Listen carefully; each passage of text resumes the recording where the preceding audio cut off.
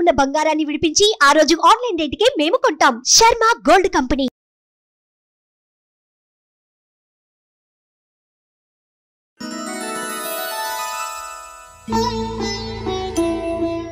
అందరికీ నమస్కారం. శ్రీ క్రోధినామ సంవత్సర ఉగాది శుభాకాంక్షలు. ప్రస్తుతం మనతో పాటు ప్రముఖ జ్యోతిష్యులు, శ్రీచక్రపీఠం వ్యవస్థాపకులు, 2 తెలుగు రాష్ట్రాల ప్రజలకు ఎంతో ఇష్టమైన గురువర్యులు, సుమన్ టీవీ ఆస్థాన ధార్మికులు డాక్టర్ ప్రదీప్ జోషి గారు మనతో పాటు ఉన్నారు.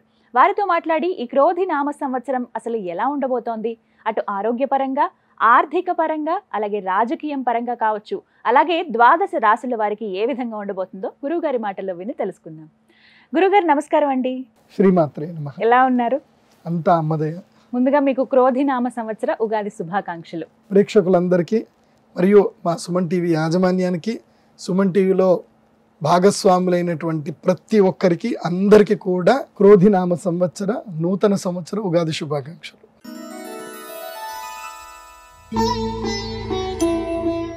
క్రోధి పేరు వింటే కొంచెం అంటే ఏమిటా అర్థం అని తెలుసుకోవాలని ఉంటుంది. ఎందుకంటే ఆ ప్రభావం సంవత్సరం అంతా ఈ మానవాళ్ళందరిపైన ఉంటుంది అనేది వింటున్న మాటే.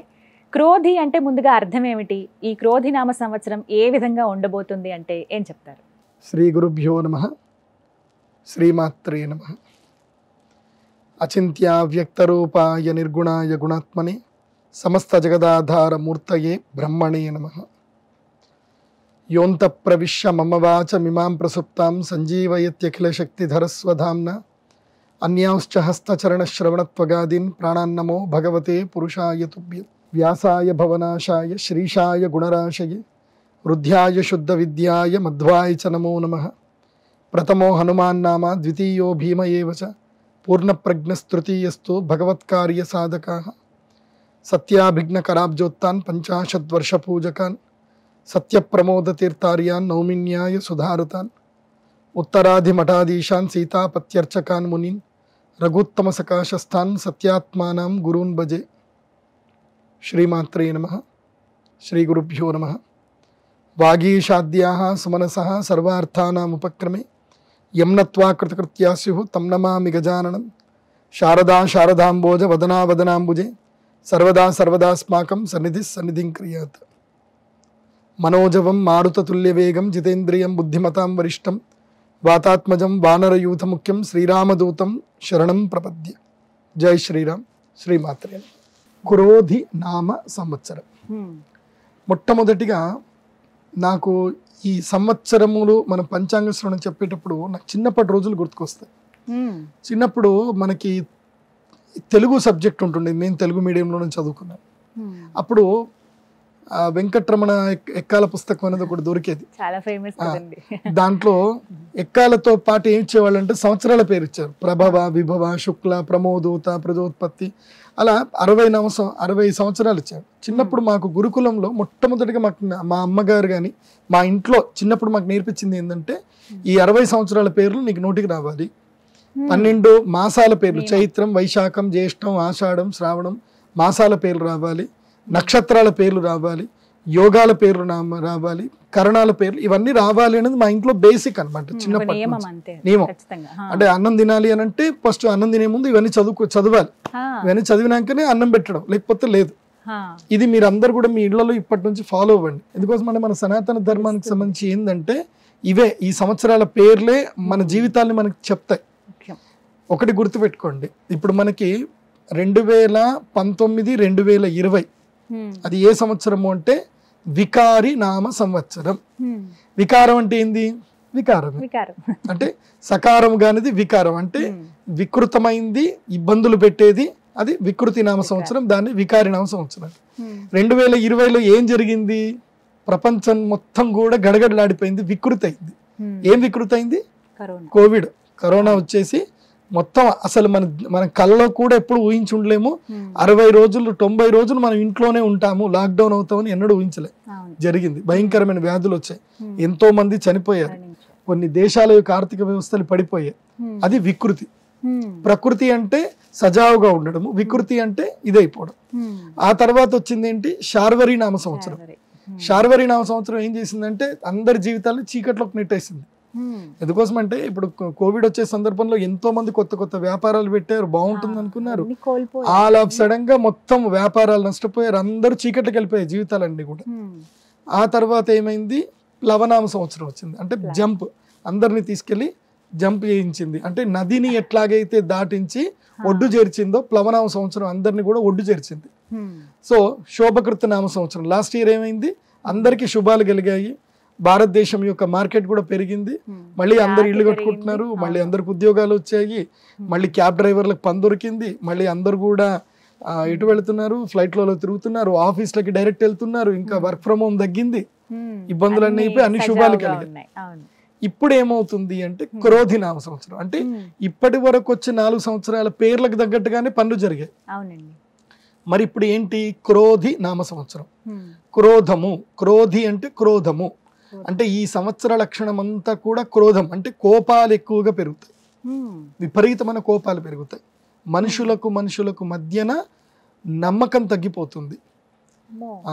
సో హ్యాండ్ లోన్స్ ఇచ్చుకోవడము, కొట్లాడుకోవడము, భార్యాభర్తల మధ్యన కొట్లాడుకోవడము, చిన్న చిన్న తగాదాలకు రోడ్ల మీద ఆపేసుకొని రోడ్ల మీదనే కొట్లాడుకోవడము, ప్రతి చిన్నదానికి పోలీస్ స్టేషన్ వెళ్ళిపోవడము, కేసులు పెట్టుకోవడము, ఇలా ఈ సంవత్సరం అంతా ఎట్లా ఉంటుంది అనేది మనకి భగవద్గీత చెప్తుంది. క్రోధ లక్షణం ఏంది అనేది మన భగవద్గీత చెప్తుంది. క్రోధాత్ భవతి సమ్మోహ, సమ్మోహాత్ స్మృతి విభ్రమ, స్మృతిభ్రంశాత్ బుద్ధినాశ, బుద్ధినాశాత్ ప్రణశ్యతి. క్రోధం యొక్క లక్షణం మనకి కృష్ణుడు చెప్పాడు. ఈ సంవత్సరం అంతా ఇదే జరుగుతుంది. అంటే మనుషులు క్రోధముతో ఏమవుతారంటే క్రోధాత్ భవతి సమ్మోహ, అంటే ఒక సమ్మోహంలో పడిపోతారు. క్రోధం వచ్చింది అని అంటే ఒక మాయలో పడిపోతారు. ఏం జరుగుతుంది, ఏం కథ, పెద్ద చిన్న, ఎవరున్నారు ఎవరు లేరు, ఇంకేం ఆలోచించరు. కోపం వచ్చింది అని అంటే కోపం అనేది చండాలుడు అని అర్థం అన్నమాట. ఇంకా సో కోపం వచ్చింది అంటే మూర్ఖత్వం వచ్చేస్తుంది. దాంతో సమ్మోహం, క్రోధాత్ భవతి సమ్మోహ, సమ్మోహాత్ స్మృతి విభ్రమ, అంటే బుద్ధి మొత్తం పనిచేయకుండా పోతుంది. స్మృతి భ్రంశాత్ బుద్ధినాశ, దాంతో బుద్ధి పనిచేయదు. ఏ పని చేయాలి, ఎవరితో ఎంత మాట్లాడాలి, ఎక్కడ పెట్టుబడులు పెట్టాలి, ఎక్కడ పెట్టకూడదు, అసలు ఎవరికి అమ్మాలి, ఎవరు నమ్మాలి, ఎవరు నమ్మకూడదు, ఎక్కడ సంతకాలు పెట్టాలి, ఎక్కడ పెట్టకూడదు, ఇలాంటివన్నీ కూడా పాడైపోతాయి. బుద్ధినాశాత్ ప్రణశ్యతి, దాంతో ఇవి అవుతుంది. కాబట్టి ఈ క్రోధి నామ సంవత్సరం వల్ల ఏం జరుగుతుందనంటే మద్యము తాగే వాళ్ళు ఎక్కువ అవుతారు, డ్రగ్స్ తీసుకునే వాళ్ళు ఎక్కువ అవుతారు, ఆల్కహాల్ అడిక్ట్స్ ఎక్కువ అయిపోతారు, సైకోసమాటిక్ డిసీజ్ ఉండే వాళ్ళు ఎక్కువైపోతారు, మానసిక వ్యాధులు ఎక్కువైపోతాయి. చిన్న పిల్లలు కూడా వీడియో గేమ్లు ఆడుతూ వాళ్ళని వాళ్ళు హింసించుకునే స్థాయికి వెళ్ళిపోతారు. సో ఈ వీడియో గేమ్లు చాలా ఎక్కువైపోతాయి. తర్వాత ఈ సంవత్సరం లోపల ప్రజలు సమ్మోహితులైపోయి బెట్టింగ్లు కట్టుకుంటూ, తర్వాత ఇంకా ఏవేవో ఉంటాయి కదా, ఈ మనీ లాండరింగ్లోనూ దాంట్లోనూ దీంట్లోనూ బిట్ కాయిన్స్లోనూ డబ్బులన్నీ పోగొట్టుకుంటారు. భార్యాభర్తల మధ్యన కలహాలు ఏర్పడతాయి, అక్రమ సంబంధాలు విపరీతమైపోతాయి, అందరు వెళ్ళి కోర్టులో వెళ్ళి కూర్చుంటారు. ఈ సంవత్సరము ఫ్యామిలీ కోర్టులో కేసులు కావాలంటే మీరు ఇప్పుడే చూసుకోండి. ఈ సంవత్సరము మొదలు ఫ్యామిలీ కోర్టులో కేసులు ఎన్ని ఉన్నాయి, వచ్చే సంవత్సరానికి ఈ సంవత్సరం మొత్తం మీద ఫ్యామిలీ కోర్టులో కేసులు ఇప్పుడు ఒకవేళ 5,000 కేసులు ఉన్నాయి అనుకుందాం, 20% కేసులు పెరుగుతాయి. అంటే 5,000 కేసులు అంటే మళ్ళీ 1000 కేసులు పెరుగుతాయి ఈ సంవత్సరం. 20% రెట్టింపు, ఇంకా 20 నేను చాలా తక్కువ చెప్పాను, ఇంకా పెరుగుతాయి. సో ఇలా ఫ్యామిలీ కోర్టులో కేసులు పెరుగుతాయి. వివాహ సంబంధాలు అనేటివి ఏం జరిగిపోతాయి అంటే వ్యాపార సంబంధాలుగా మారిపోతాయి. ఇలా ఈ సంవత్సరం అంతా కూడా ప్రజలు తగాదాలు పెట్టుకుంటూ, కోపాలు పెట్టుకుంటూ, అన్యోన్య బాంధవ్యాలు తగ్గించుకుంటూ, వస్తువులను ప్రేమిస్తూ, మనుషులని ప్రేమించడం తగ్గిస్తూ జీవిస్తారు ఈ సంవత్సరం. అన్ని చెడే కనిపిస్తున్నాయి గురుగారు. మంచి అంటే ఏమన్నా ఉందా ఈ సంవత్సరంలో? మంచి అనేది ఏదైనా ఉంది అని అంటే ఈ క్రోధము వల్ల కొంతమందికి మేలు జరుగుతుంది. ఒక్కోసారి క్రోధం వల్ల కూడా కొన్ని మేలు జరుగుతాయి. ఆ మేలు జరగడం ఏంటంటే తమ యొక్క, ఇప్పుడు ఒక్కటి గుర్తుపెట్టుకోండి, జీవితంలో ప్రతి ఒక్క సంఘటన అనేటివి జరుగుతాయి. కామ, క్రోధ, లోభ, మోహ, మదము, మాత్సర్యం, ఇవి అరిషడ్వర్గాలు అంటారు. మరి ఈ అరిషడ్వర్గాలు ఇవి ఉన్నప్పుడు భగవంతుడు వీటిని తీసేయాలి కదా, అసలు సృష్టించకూడదు కదా. ఎందుకు ఇవి ఉన్నాయి అని అంటే ఉండాలి ఇవి. జీవితంలో షడ్రుచులు, ఇప్పుడు ఉగాది రోజు మనం ఏం చేస్తాం, 6 రుచులు కలుపుకొని మనం తింటాం. ఉగాది అంటే ఏంటి, వేప చేదు కలుపుకుంటాం, పులుపు చింతపండు కలుపుకుంటాం, అదేవిధంగా ఒగరు మామిడికాయ కలుపుకుంటాం, సో తీపికి బెల్లం కలుపుకుంటాం. సో తర్వాత ఓ వాము అనేది కూడా కలుపుకుంటాం. ఇలా ప్రతి దాన్ని కలుపుకొని అన్నీ చేసుకొని మనం తింటున్నాం కదా. అంటే ఉగాది ఏం చెప్తుందంటే జీవితము నవరసమయము షడ్రసోపేతమైనటువంటిది. కోపం వల్ల ఒక్కొక్కసారి కొంతమందికి మేలే జరుగుతుంది. ఇప్పుడు ఉదాహరణకి ఒక ఇద్దరు భార్యాభర్తలు ఉన్నారు అనుకుందాం. వాళ్ళకి ఎప్పుడు తగాదాలు జరుగుతున్నాయి. తన భర్త వల్ల ఆమె విసిగి వేసారిపోయింది. ఏదో ఒక సందర్భంలో ఆమె బ్రస్ట్ అవ్వాల్సిందే. సో ఆమె బర్స్ట్ అయినప్పుడు కోపంతో కొట్లాడుతుంది, లేదా కేసు పెడుతుంది, లేదంటే ఆ మొగుడైనా కేసు పెడతాడు. సో ఒక్కొక్క సందర్భంలో మనిషి ఎట్లాగైతే కనుక క్రోధం అనేటువంటిది తను బస్ట్ అయిపోవడం, అంటే ఓపిక సహనము స్థాయిని కోల్పోవడమే కోపం. సో ఆ కోపం వచ్చినప్పుడు కొన్ని మేలు జరుగుతాయి. దూరం అవ్వాల్సిన వాళ్ళు దూరం అవుతారు, దగ్గర అవ్వాల్సిన వాళ్ళు ధైర్యంతో దగ్గర అవుతారు. సో ఏది రైటు ఏది రాంగు అని చెప్పడానికి ఉండదు. ప్రకృతిని మనం ఎప్పుడు ఏమీ అనలేము, తక్కువ అంచనా అస్సలు వేయలేము. మనల్ని మించినటువంటి ఆల్గారిథం తెలివితేటలు ప్రకృతికి ఉంటాయి. అదే మనకి ఏది మంచిదో అదే ఇస్తుంది. అలా మంచి చెడు అని కాదు, జీవితంలో ఒక్కొక్క స్థాయికి వెళతారు. ఇప్పుడు ఒక వ్యక్తికి చెడు జరగనప్పుడు అతని జీవితంలో మంచి జరగదు. గుర్తుపెట్టుకోండి, రెండు ఉండాలి. ఒక కాయిన్ కి బొమ్మ బొరుసు రెండు ఉన్నట్టు జీవితంలో దేన్ని వచ్చినా నాకు తెలిసి ఒకటే, అది మంచి కానీ చెడు కానీ జీవితంలో ఏది వచ్చినా మనం యాక్సెప్టెన్స్ అనేది మనం అలవర్చుకోవాలి. ఎస్, నాకు ఇది పరిస్థితి ఉంది, నేను దీన్ని ఓవర్కమ్ చేయాలి. సో ప్రతి ఒక్క దాన్ని కూడా మనం ఓవర్కమ్ చేస్తూ పోవాలి. ఇప్పుడు ఉదాహరణకి నా జీవితంలోనే జరిగింది. 2014లో మా నాన్నగారు చనిపోయే సమయానికి నాకు శత్రువులందరూ మీద పడిపోయారు. నేను ఒక్కసారి రోడ్డు మీద పడిపోయాను. ఆ టైం నాకు చెడు టైం, కానీ నాకు అది మంచి చేసింది. ఆ 14 తెలిసింది. ఇప్పుడు నాకు చెడు టైం వచ్చింది. ఇప్పుడు నేనేం చేయాలి? నేను దీన్ని ఓవర్కమ్ చేయాలి. ఈ బ్యాడ్ టైంని నేను ఓవర్కమ్ చేయాలి. దానికి మనం తల వంచకూడదు. ఇప్పుడు సముద్రంలో ఆటలు వస్తున్నాయి, పెద్ద పెద్ద అలలు వస్తున్నాయి. అలా వచ్చినాయని సముద్రం మనం ఈదకుండా ఉంటామంటే చక్కగా పడవ తయారు చేసుకుంటాము. లోతెంతో తెలియకనే పడవల్లే అడుగేస్తే దారియను అంటుందా కడలైనా కదా. అంత పెద్ద కడలైనా సరే నువ్వు పడవలాగా అడుగేయు, నీకు దారిస్తుంది. అలాగే ప్రతి సంవత్సరము కొంతమందికి ఆటుపోట్లు వస్తాయి, కొంతమందికి చెడు సందర్భాలు వస్తాయి. వాటి నుంచి మనము లెసన్స్ నేర్చుకొని ముందుకెళ్ళాలి. అదే ఈ క్రోధినామ సంవత్సరం చెప్తుంది. సో కోపాలు ఎక్కువ అవుతాయి, కోపతాపాలు ఎక్కువ అవుతాయి. కాబట్టి మిమ్మల్ని మీరు నిగ్రహించుకోవడం అనేది ఉంటుంది, కానీ అది ప్రకృతి. దాన్ని మనం ఏం చేయలేము. ఏది జరుగుతుందో అలా జరగనివ్వండి. ఏది జరిగినా మన మంచికి అనుకోవాలి. ఇది క్రోధినామ సంవత్సరం యొక్క అర్థము. సో ప్రజలు ప్రతి చిన్నదానికి మాత్రం గొడవలు పెట్టుకోకండి, అదొక్కటే నేను చెప్తాను. చాలా చక్కగా వివరించారండి. ముందుగా భయం వేసింది, అంత కోపం రగిలిపోతారు అందరూ అని అంటే, కానీ ఏది జరిగినా మన మంచికే, అది తర్వాత మంచికే దారి తీస్తుంది అన్నారు. కాబట్టి కాస్త ఊరట అనుకోవాలి మీ మాటలతో. అంతే.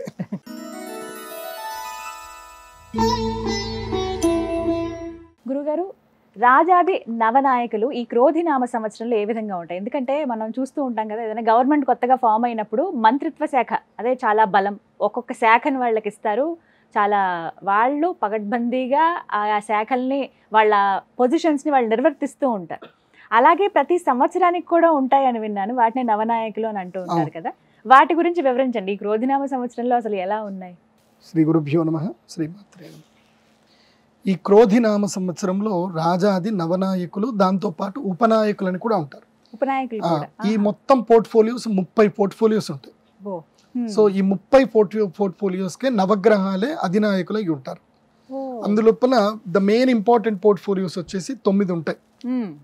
దాంట్లో రాజు, ఈ సంవత్సరం రాజు ఎవరయ్యారు అనేది చాలా ఇంపార్టెంట్.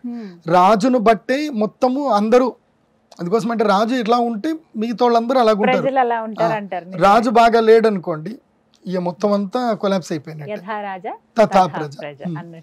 సో ఈ సంవత్సరం రాజు ఏమవుతుందంటే, ఈ సంవత్సరం ఉగాది మంగళవారం మనకి ప్రారంభమైంది. సో ఏ వారం అయితే ఉగాది ప్రారంభమవుతుందో ఆ వారాధిపతే ఆ సంవత్సరానికి రాజు అవుతాడు. అంటే సో మంగళవారం కాబట్టి మంగళుడు, కుజగ్రహమే ఈ సంవత్సరానికి రాజు. కుజుడు అంటే అర్థం ఏమిటి అని అంటే క్రోధము, కోపము, యుద్ధము, రక్తము, హింస, తర్వాత తగాదాలు పెట్టుకోవడాలు, ఇవన్నీ కూడా కుజుడే. ఇప్పుడు ఎవరికైనా వివాహం కాలేదని అంటే ఏమడుగుతారు మీకు? కుజదోషం ఆ, కుజదోషం ఉందా అని అడుగుతారు కదా. ఈ సంవత్సరం అందరికీ కుజదోషం ఉన్నట్టే, మొత్తం భారతదేశంలో ఉండే వాళ్ళందరూ కుజదోషమే. కాకపోతే మన అదృష్టం ఒకటి ఏంటంటే మన భూమికి అధిష్టాన దేవత కుజుడే. అంటే మన భూమి నుంచి పుట్టింది కుజుడు, అంటే భూమి నుంచి ఒక భాగం విడిపోయింది కుజగ్రహం అని కూడా అంటారు. అందుకే కుభ్యాం జాయతే ఇతి కుజః అంటే భూమి పుత్రుడు అని కూడా పిలుస్తారు కుజుడు. అంటే భూమి నుంచి విడిపోయి పుట్టాడు కాబట్టి కుజుడు.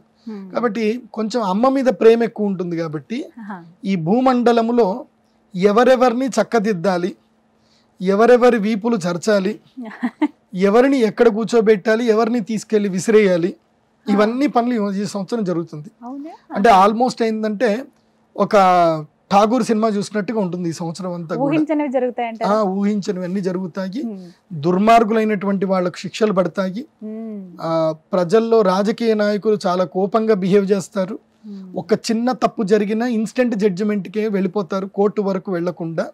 సో యోగి ఆదిత్యనాథ్ గారి ప్రభుత్వం ఎలా ఉంటుందో ఈ సంవత్సరము ప్రభుత్వాలు కూడా అలాగే పనిచేస్తాయి, అలాగే పనిచేస్తాయి ప్రభుత్వాలన్నీ కూడా. ఎక్కడైనా ఏదన్నా అల్లర్లు జరిగాయి, ఆ అల్లర్లకు సంబంధించి ఎంక్వైరీలు పెద్దగా ఉండవు, సీసీటీవీ ఫుటేజ్ చూస్తారు, ఎవరెవరు చేస్తారు తీసుకెళ్లిపోయి బుల్డోజర్లతోటి కూల్చేస్తారు. ఇంకా పెద్దగా ఏమి ఉండదు. ఎవరైనా ప్రభుత్వ ఆస్తులు పాడు చేశారు అని అంటే ఇమీడియట్లీ వాళ్ళ ఫోటో చూస్తుంది, దాంతో వాళ్ళ ఆధార్ కార్డుకి ఏమేమి ఆస్తులు అటాచ్ ఉన్నాయో అవన్నీ కూడా ప్రభుత్వం అటాచ్ చేసేసుకుంటుంది అప్పుడప్పుడే. సో ఇన్స్టెంట్ సొల్యూషన్స్ వస్తాయి, ఇన్స్టెంట్ జడ్జిమెంట్స్ వస్తాయి, క్రైమ్ రేట్ తగ్గడానికి చాలా వరకు ఉపయుక్తమైనటువంటి చట్టాలు వస్తాయి భారతదేశంలో. ఇది కుజుడు రాజయ్యాడు కాబట్టి ఈ దేశంలో రాజు చాలా తీవ్రంగా ఉగ్రంగా కోపంగా పనిచేస్తాడు, అంటే చెడుని ఎవరు కూడా సహించరు. ఇలాంటి పరిస్థితులు ఈ సంవత్సరం ఏర్పడతాయి. దీనికి శ్లోకం ఏం చెప్తారంటే క్రోధబ్దే త్వకిలాలోకాః క్రోధలోభ పరాయణాః ఇతి దోషణ నియతం మధ్య సస్యార్గ వృష్టయః అని శాస్త్రం చెప్పారు. అంటే క్రోధబ్దే త్వకిలాలోకాః అంటే క్రోధబ్దే అంటే ఈ క్రోధినామ సంవత్సరంలో, అబ్ధము అంటే సంవత్సరం, క్రోధినామ సంవత్సరంలో అఖిలాలోకాః అంటే లోకంలో ఉన్న ప్రజలందరూ కూడా క్రోధ లోభ పరాయణాః. క్రోధ అంటే ఏంటి? కోపము. లోభము అంటే ఏంటి? అత్యాశ. నేను ఇందాక మీకు చెప్పాను, ప్రజలు అత్యాశ పరులు అవుతారు, బెట్టింగ్ యాప్ల ద్వారా డబ్బులు పోగొట్టుకుంటారు, అలాగే ఏదో యూఆర్ఎల్ లింకులు వస్తాయి, డబ్బులు వస్తాయి, ఓటీపీలు చెప్తారు, అలా మొత్తం సైబర్ మోసగాళ్ళు ఎక్కువైపోతారు. నేను మీ అందరికీ చెప్పేది ఒకటే, మీ ఆన్లైన్ అకౌంట్లో చాలా తక్కువ డబ్బులు ఉంచుకోండి. ఏ బ్యాంక్ అకౌంట్కి అయితే ఏటీఎం కార్డు ఉండదో, ఏ బ్యాంక్ అకౌంట్కి అయితే ఇంటర్నెట్ బ్యాంకింగ్ ఉండదు, అంటే ఆఫ్లైన్ అకౌంట్ అంటారు, అంటే మీరు స్వయంగా వెళ్ళి చెక్ బుక్ సంతకం చేసి తీసుకోవడమే ఉండాలి తప్ప ఇంకేది ఉండకూడదు. అలాంటి బ్యాంక్ అకౌంట్లలో ఎక్కువ డబ్బులు పెట్టుకోండి. మీరు రెగ్యులర్గా రొటేషన్ చేసుకోవడం ఇంకొక బ్యాంక్ అకౌంట్ మెయింటైన్ చేయండి. అందులోపల 10,000, 5,000 తక్కువ, అంతకుమించి ఎక్కువ ఉండకూడదు. ఎందుకోసం అంటే ఈ సంవత్సరంలో సైబర్ ఫ్రాడ్లు ఎక్కువ అవుతాయి. మీరు కూడా లోభపరులు అవుతారు. వాళ్ళు ఎవరెవరో కూడా ఆ రాశుల వారు కూడా చెప్తాను, తర్వాత వినండి. సో ఇది రాజు యొక్క ఫలితం. ఇప్పుడు కుజుడు రాజు అని చెప్పాను కదా, ఆయనకు సంబంధించిన ఒక శ్లోకం చెప్తారు. అగ్ని తస్కర రోగాస్యుః, అగ్ని తస్కర రోగాస్యుః. అగ్ని అంటే అగ్ని బాధలు ఉంటాయి, అంటే అడవులు కాలిపోతాయి. ముఖ్యంగా ఎక్కడైతే సంవత్సరాదిలో సూర్యగ్రహణం కనిపిస్తుందో ఆ దేశాలు. ఈ సంవత్సరం మొదలు సూర్యగ్రహణం ఎక్కడ కనిపిస్తుంది? అమెరికా, మెక్సికో, కెనడా అలాంటి ప్రాంతంలో మనకి సూర్యగ్రహణాలు కనిపిస్తున్నాయి. ఈ సంవత్సరం కెనడాలో కానీ, అమెరికాలో కానీ, మెక్సికోలో కానీ విపరీతమైన గొడవలు అవుతాయి, అగ్ని భయాలు పెరుగుతాయి, బాంబు విస్ఫోటనాలు ఉంటాయి, అడవులు మొత్తం కూడా కాలిపోతాయి. ఇలాంటివి జరుగుతాయి, చూడండి. అలాగే మన భారతదేశంలో కూడా కొన్ని ప్రదేశాల్లో జరుగుతాయి. ముఖ్యంగా తిరుమల తిరుపతి దేవస్థానంలో కానివ్వండి, తిరుమల అడవులు కానివ్వండి, వింధ్య పర్వతంలో కానివ్వండి, అక్కడ కూడా అగ్నిదాహము జరిగేటువంటి అవకాశం ఉంటుంది. కెమికల్ కంపెనీస్లో వీటిలో చాలా జాగ్రత్తగా ఉండండి. అక్కడ కూడా అగ్ని విస్ఫోటనాలు అవుతాయి. నేను ఇది చెప్పేది జాగ్రత్తగా వినండి. ఎవరైతే గనక మా సుమన్ టీవీ ఇది చూస్తున్నారో, కార్మికులు ఎవరైతే గనక రిస్కీ వ్యాపారం చేస్తారు, అంటే ఈ యొక్క వేడి పదార్థాల దగ్గర కానీ రిస్కీ వ్యాపారం అంటే ఒక చిన్న ఏమరపాటుతో ప్రాణాలు పోతాయి. అలాంటి ఉద్యోగాలు చేసే కార్మికులు ముఖ్యంగా అగ్ని, కరెంటు, అదేవిధంగా బొగ్గు సింగరేణి కార్మికులు, తర్వాత ఈ థర్మల్ ఇండస్ట్రీలో పనిచేసేవాళ్ళు, కరెంటుతో పనిచేసేవాళ్ళు చాలా జాగ్రత్తగా ఉండండి. మీరందరూ కూడా అవసరం ఉన్నా లేకపోయినా మీరందరూ కూడా బ్యాంకులో చిన్నగా 100 రూపాయలు కడితే ఇన్సూరెన్స్ వస్తుంది. 5 లక్షలు 10 లక్షలు ఇన్సూరెన్స్ వస్తుంది, గవర్నమెంట్ ఇచ్చింది. ఏవో కొన్ని బ్యాంకులో అకౌంట్ ఓపెన్ చేసుకుని అందులో ప్రధానమంత్రి గారిది ఏదో ఉంటుంది, సంవత్సరానికి 12 రూపాయలు 16 రూపాయలు ఉంటుంది. అదేదో కటింగ్ చేయమని చెప్పి మేనేజర్ని అడగండి. ఇన్సూరెన్స్లు అయితే చేసి పెట్టుకోండి కార్మికులు తప్పకుండా. ఎందుకోసం అంటే ఈ సంవత్సరం అగ్ని భయం అయితే ఉంది. తర్వాత తస్కర భయము అంటే దొంగల భయము. నేను ఇందాక చెప్పాను కదా, సైబర్ మోసగాళ్ళు ఎక్కువ అవుతారు, దొంగలు ఎక్కువైపోతారు. ఆడాళ్ళు అమ్మలు మీ అందరికీ చెప్తున్నాను, మీరు ఎప్పుడైనా సరే కలకత్తాకి వెళ్ళి చూడండి, కోల్కతా వీడియోలు ఏమైనా చూడండి. కోల్కతాలో అది వెస్ట్ బెంగాల్ ఉంటుంది, అక్కడ ఎవరు మెడలో బంగారాలు వేసుకోరు, ఉంగరాలు కూడా వేసుకోరు. నేను ప్రత్యక్షంగా వెళ్ళి 5 రోజులు ఉన్నప్పుడు చూసాను. కేవలం మన సౌత్ ఇండియాలోనే ఎక్కువ ఒంటి మీద బంగారాలు వేసుకుంటారు. ఎందుకోసం అంటే అక్కడ బంగారం కోసం మనుషుల్ని చంపేస్తారు కూడా, లాక్కెళ్ళిపోతారు, ఏదైనా గొడవ చేస్తారంటే చంపేస్తారు. సో అలాంటి పరిస్థితులు ఇప్పుడు రాబోతున్నాయి. ఎందుకోసం అంటే బంగారం ధర అంత ఇంత కాదు, ఈ సంవత్సరం బంగారం ధర పెరిగిపోతుంది కాబట్టి మెడలో అవసరమైతే రోల్డ్ గేళ్ళు వేసుకొని తిరగండి. గోల్డ్ ఏదైనా ఉంటే గనక ఈ సంవత్సరానికి మాత్రం లాకర్లో పెట్టండి, ప్రాణాల మీదకి తెచ్చుకోవద్దు. చైన్ స్నాచర్లు పెరుగుతారు. ఎందుకోసం అంటే ఒక్క క్షణంలో భయపెడితే వాడికి 10 లక్షల రూపాయలు వస్తాయి ఈజీగా. ఒక 10 తులాల బంగారం అనుకోండి 7 లక్షలు, 20 తులాల బంగారం అయితే పక్కా ఉంటుంది. మనలోకైతే గోల్డ్ ఏది పెద్ద పెద్ద గొలుసులు చైన్లు ఉంటాయి. మన ఆంధ్రాకు పోయినా ఎటువైనా చంద్రహారాలు ఆహారాలు అవి వేసుకొని తిరగండి, ఏం పర్లేదు. మీరు ఏదైనా ఫంక్షన్లకు వెళ్ళినప్పుడు కారు దిగిన తర్వాత ఫంక్షన్ హాల్ ఎంటర్ అయిన తర్వాత వేసుకోండి, మళ్ళీ జాగ్రత్త పెట్టేసుకొని ఇంటికి వచ్చేయండి. ఈ సంవత్సరం దొంగల భయం విపరీతంగా ఉంది, ఇది గుర్తుపెట్టుకోండి. అండ్ రక్షక పోలీసులు ఎవరైతే ఉన్నారో వాళ్ళు కూడా జాగ్రత్త పడండి. ఈసారి ట్రైన్లో దొంగలు ఎక్కువ అవుతారు. తర్వాత వాహనాల మీద కోడిగుడ్లు వేసి దొంగతనాలు చేసే వాళ్ళు ఎక్కువ ఉంటారు. వాహనాలని టైర్ బ్లాస్ట్ చేసి దొంగతనాలు చేసే రకాలు ఎక్కువ ఉంటాయి. ఇవి క్రైమ్ న్యూస్లో, సుమన్ టీవీ న్యూస్లో కూడా వస్తాయి, మీరు చూడండి. నేను చెప్పేది వాక్కు సత్యం అవుతుంది కాబట్టి ఏదైనా డిజిటల్ మనీ రూపంలో పెట్టుకోండి, క్యారీ చేయకండి. బంగారం వేసుకోవద్దు, ఈ సంవత్సరం వద్దు అని చెప్తున్నా. నెక్స్ట్, నృప విగ్రహతాభృషం. రాజులు పరస్పర విరోధముతోటి కొట్లాడుకుంటారు, వాగ్వివాదాలు చేసుకుంటారు, అసెంబ్లీలో ఒకళ్ళనొక్కళ్ళు తిట్టుకుంటారు. ఇది మనం చూస్తానే ఉంటాము. ఆంధ్రప్రదేశ్లో అయితే విపరీతంగా ఉంటుంది తిట్టుకోవడాలు. హతసస్యో బహువ్యాళో భౌమే వృష్టి వినాశనం. హతసస్యో బహువ్యాళో, హతసస్యో అంటే సస్యములు నాశమవుతాయి, అకాల వర్షములు పడతాయి. ఇప్పుడు గర్భపాత లక్షణం అని ఉంటుంది. ముఖ్యంగా చైత్రమాసం అంటే ఈ సంవత్సరం మొదలై చైత్రమాసంలోనే ఏం జరుగుతుంది అని అంటే ఏప్రిల్ 14వ తారీఖు నుంచి మొదలు మే 14వ తారీఖు వరకు అకాల వర్షాలు పడతాయి, మామిడి పిందెలు రాలిపోతాయి, తర్వాత టమాటా పంట కానీ కూరగాయల పంటలు కానీ నాశనం అవుతాయి. దీని ప్రభావం వల్ల మే 14 నుంచి జూలై 24 వరకు కూరగాయలు కొందామంటే భయపడతారు జనాలు. మన తెలుగు వాళ్ళకి అత్యంత ఇష్టమైనది ఒకటి ఉంటుంది అనమాట, బడ్జెట్ కూర ఒకటి ఉంటుంది. అదేంటి అని అంటే ఆవకాయ. మనం ఆవకాయ వేసుకొని తినడం అలవాటు చేసుకుంటాం. ఇంకా అంటే మధ్య తరగతి కుటుంబాలు, బిలో లో క్లాస్ వాళ్ళు ఎవరైతే ఉంటారో కూరగాయలు కొనుక్కోలేకపోతారు. కాబట్టి నేనేం చెప్తానంటే మన సుమన్ టీవీలోనే సుమన్ టీవీ హెల్త్ కొన్ని ఉంటాయి, అందులోపల టెర్రస్ మీద కూరగాయలు ఎట్లా పండించాలో అన్ని నేర్పిస్తున్నారు, వీళ్ళే చెప్తున్నారు. కాబట్టి మీరు ఇప్పటి నుంచి కూరగాయలు పండించేసుకోండి. టొమాటా కొనాలి అని అంటే 80 రూపాయల కిలో అవుతుంది, గుర్తుపెట్టుకోండి. ఇప్పటి నుంచి మే జూన్ జూలై ఈ 2 నెలలు టమాటా మనం ముట్లేము, కొనుక్కోలేము. కొత్తిమీర కూడా కొనుక్కోలేము. పాలకూర కూడా 30 రూపాయలు, దాదాపుగా 120 రూపాయల కేజీ అవుతుంది పాలకూర. కొత్తిమీర 200 రూపాయల కిలో అవుతుంది. అల్లం రేటు పెరుగుతుంది. నిమ్మకాయ ఒకటి 5 రూపాయలు అవుతుంది. సో ఇలా చాలా ధరలు పెరిగిపోతాయి, జాగ్రత్త. అందుకే సస్యనాశనం అంటే ఏంటి, సస్యములు నాశనం అవుతాయి. నాశనమైన ఆటోమేటిక్ ఏం జరుగుతుంది, రేటు పెరిగిపోతుంది. ఎందుకోసం అంటే మనకు మార్కెట్లో ప్రోడక్ట్ తక్కువ అయితే దాని యొక్క డిమాండ్ ఎక్కువ అయిపోతుంది. సో డిమాండ్ తక్కువ, ప్రోడక్ట్ తగ్గిపోతే దాని రేట్ ఎక్కువ అయిపోతుంది. కాబట్టి ఇది జరుగుతుంది. ఇంకోటి ఏం చెప్పారు, వృష్టి వినాశనం అంటే వర్షము వల్ల నాశనాలు ఎక్కువ జరుగుతాయి. వర్షం కూడా తక్కువగా పడుతుంది. అది ఎక్కడెక్కడ పడుతుంది అనేది నేను మళ్ళీ చెప్తాను. స్టే ట్యూన్, కంటిన్యూ ఉంటుంది. నెక్స్ట్, ఈ సంవత్సరము మంత్రి ఎవరు అవుతున్నారు? మంత్రి ఎవరు అంటే శనిగ్రహం. ఓ శని మంత్రి. ఇప్పుడు రాజు ఒకవేళ ఎక్స్క్యూజ్ చేయొచ్చేమో, రాజుగారికి అన్నీ తెలియదు, కానీ మంత్రి గారు ఆయనకు అన్నీ తెలుస్తాయి.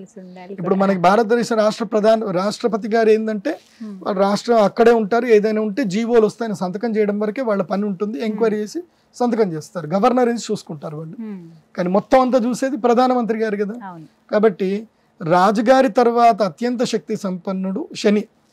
సో శని అంటే ఎవరు చెప్పండి? శని అంటే మనకేం తెలుస్తుంది అంటే ఈయన యమధర్మరాజు యొక్క అన్నగారు. కాబట్టి ఏంది, యమధర్మరాజు యొక్క అన్నగారు సాక్షాత్తు గ్రహాలకు రాజు అయినటువంటి సూర్యుడి యొక్క పుత్రుడు. శనిని ఏమంటారు అంటే సమవర్తి అంటారు. అదేవిధంగా ఏం చేస్తారు, కర్మ విపాక కారకుడు అంటారు. శని కర్మ విపాక కారకుడు అయ్యాడు కాబట్టి అతనే మంత్రి అయ్యాడు. కాబట్టి ఏం జరుగుతుంది, మంత్రి శని అయ్యాడు. ఈయన సమవర్తిత్వం అంటే అందరినీ సమానంగా చూస్తాడనమాట. ఎవరు పెద్ద గొప్ప పేద ఇదేముండదు. లైక్ మన ప్రధానమంత్రి నరేంద్ర మోదీ గారు ఎలాగైతే గనక ఒక స్త్రీమూర్తి వచ్చి దండం పెడితే అమ్మ అమ్మ నమస్తే చేయకు అని అంటాడు, ఓ పెద్ద ఆవిడ వచ్చి దండం పెట్టినా ఆయన నమస్తే చేయొద్దు అంటాడు. అందరినీ సమానంగా చూస్తాడు, మళ్ళీ ఎవరెవరిని ఎక్కడ దొక్కాలో అక్కడ దొక్కుతాడు. కాబట్టి ఈ శని కూడా అదే పని చేస్తాడు. మధ్య వృష్టి అంటే వర్షాలు ఎక్కువ పడవు, మధ్య వృష్టి అంటే సాధారణంగా వర్షాలు పడతాయి. తర్వాత మంద సస్యం అంటే సస్యములు కూడా పెద్దగా పెరగవు. మనకి ఒక ఎకరానికి 40 బస్తాలు అనుకున్న చోట 30 బస్తాలే వస్తాయి, గుర్తుపెట్టుకోండి. సర్వే పాపరతా నరాహ, నరులందరూ కూడా పాప నిరతులైపోతారు. అంటే తప్పు చేయడం పెద్ద ఏం కాదు అని చెల్తా అందరు చేస్తున్నారు, మనం కూడా చేసేద్దాం అంటే అందరూ ఆల్కహాల్ అడిక్ట్ అయిపోవడము అదేం పెద్ద తప్పు కాదు. అదేవిధంగా ఎక్కువగా స్త్రీల వల్ల పురుషులు ఏడుస్తారు, అంటే హనీ ట్రాపింగ్లో పడి ఏడుస్తారు, ముందుకు వెళ్ళలేరు, వెనక్కి వెళ్ళలేరు, కేసులు పెడుతున్నారంటారు. వీడియో కాల్స్ చెయ్యకండి, ముఖ్యంగా పురుషులు హనీ ట్రాప్లో పడకండి, జాగ్రత్త. కేసు ఇది ఆకొచ్చి ముళ్ళు మీద పడ్డా, ముళ్ళెళ్ళి ఆకు మీద పడ్డా ఆకుకే నష్టము, ఆ ఆకు ఎవరో కాదు, యంగ్ అబ్బాయిలు.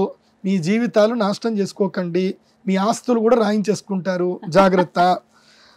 ప్రజాపీడ భవేన్నిత్యం, ప్రజలందరూ కూడా పీడా భవేన్నిత్యం అంటే పీడని అనుభవిస్తారు.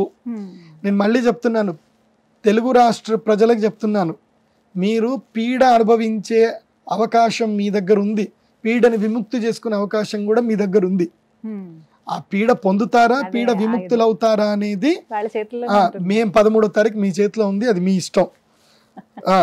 ప్రజాపీడ భవేన్నిత్యం, మనకైతే జ్యోతిష్యం ఏం చెప్తుంది, ప్రజలు పీడని అనుభవిస్తారు అని చెప్తుంది.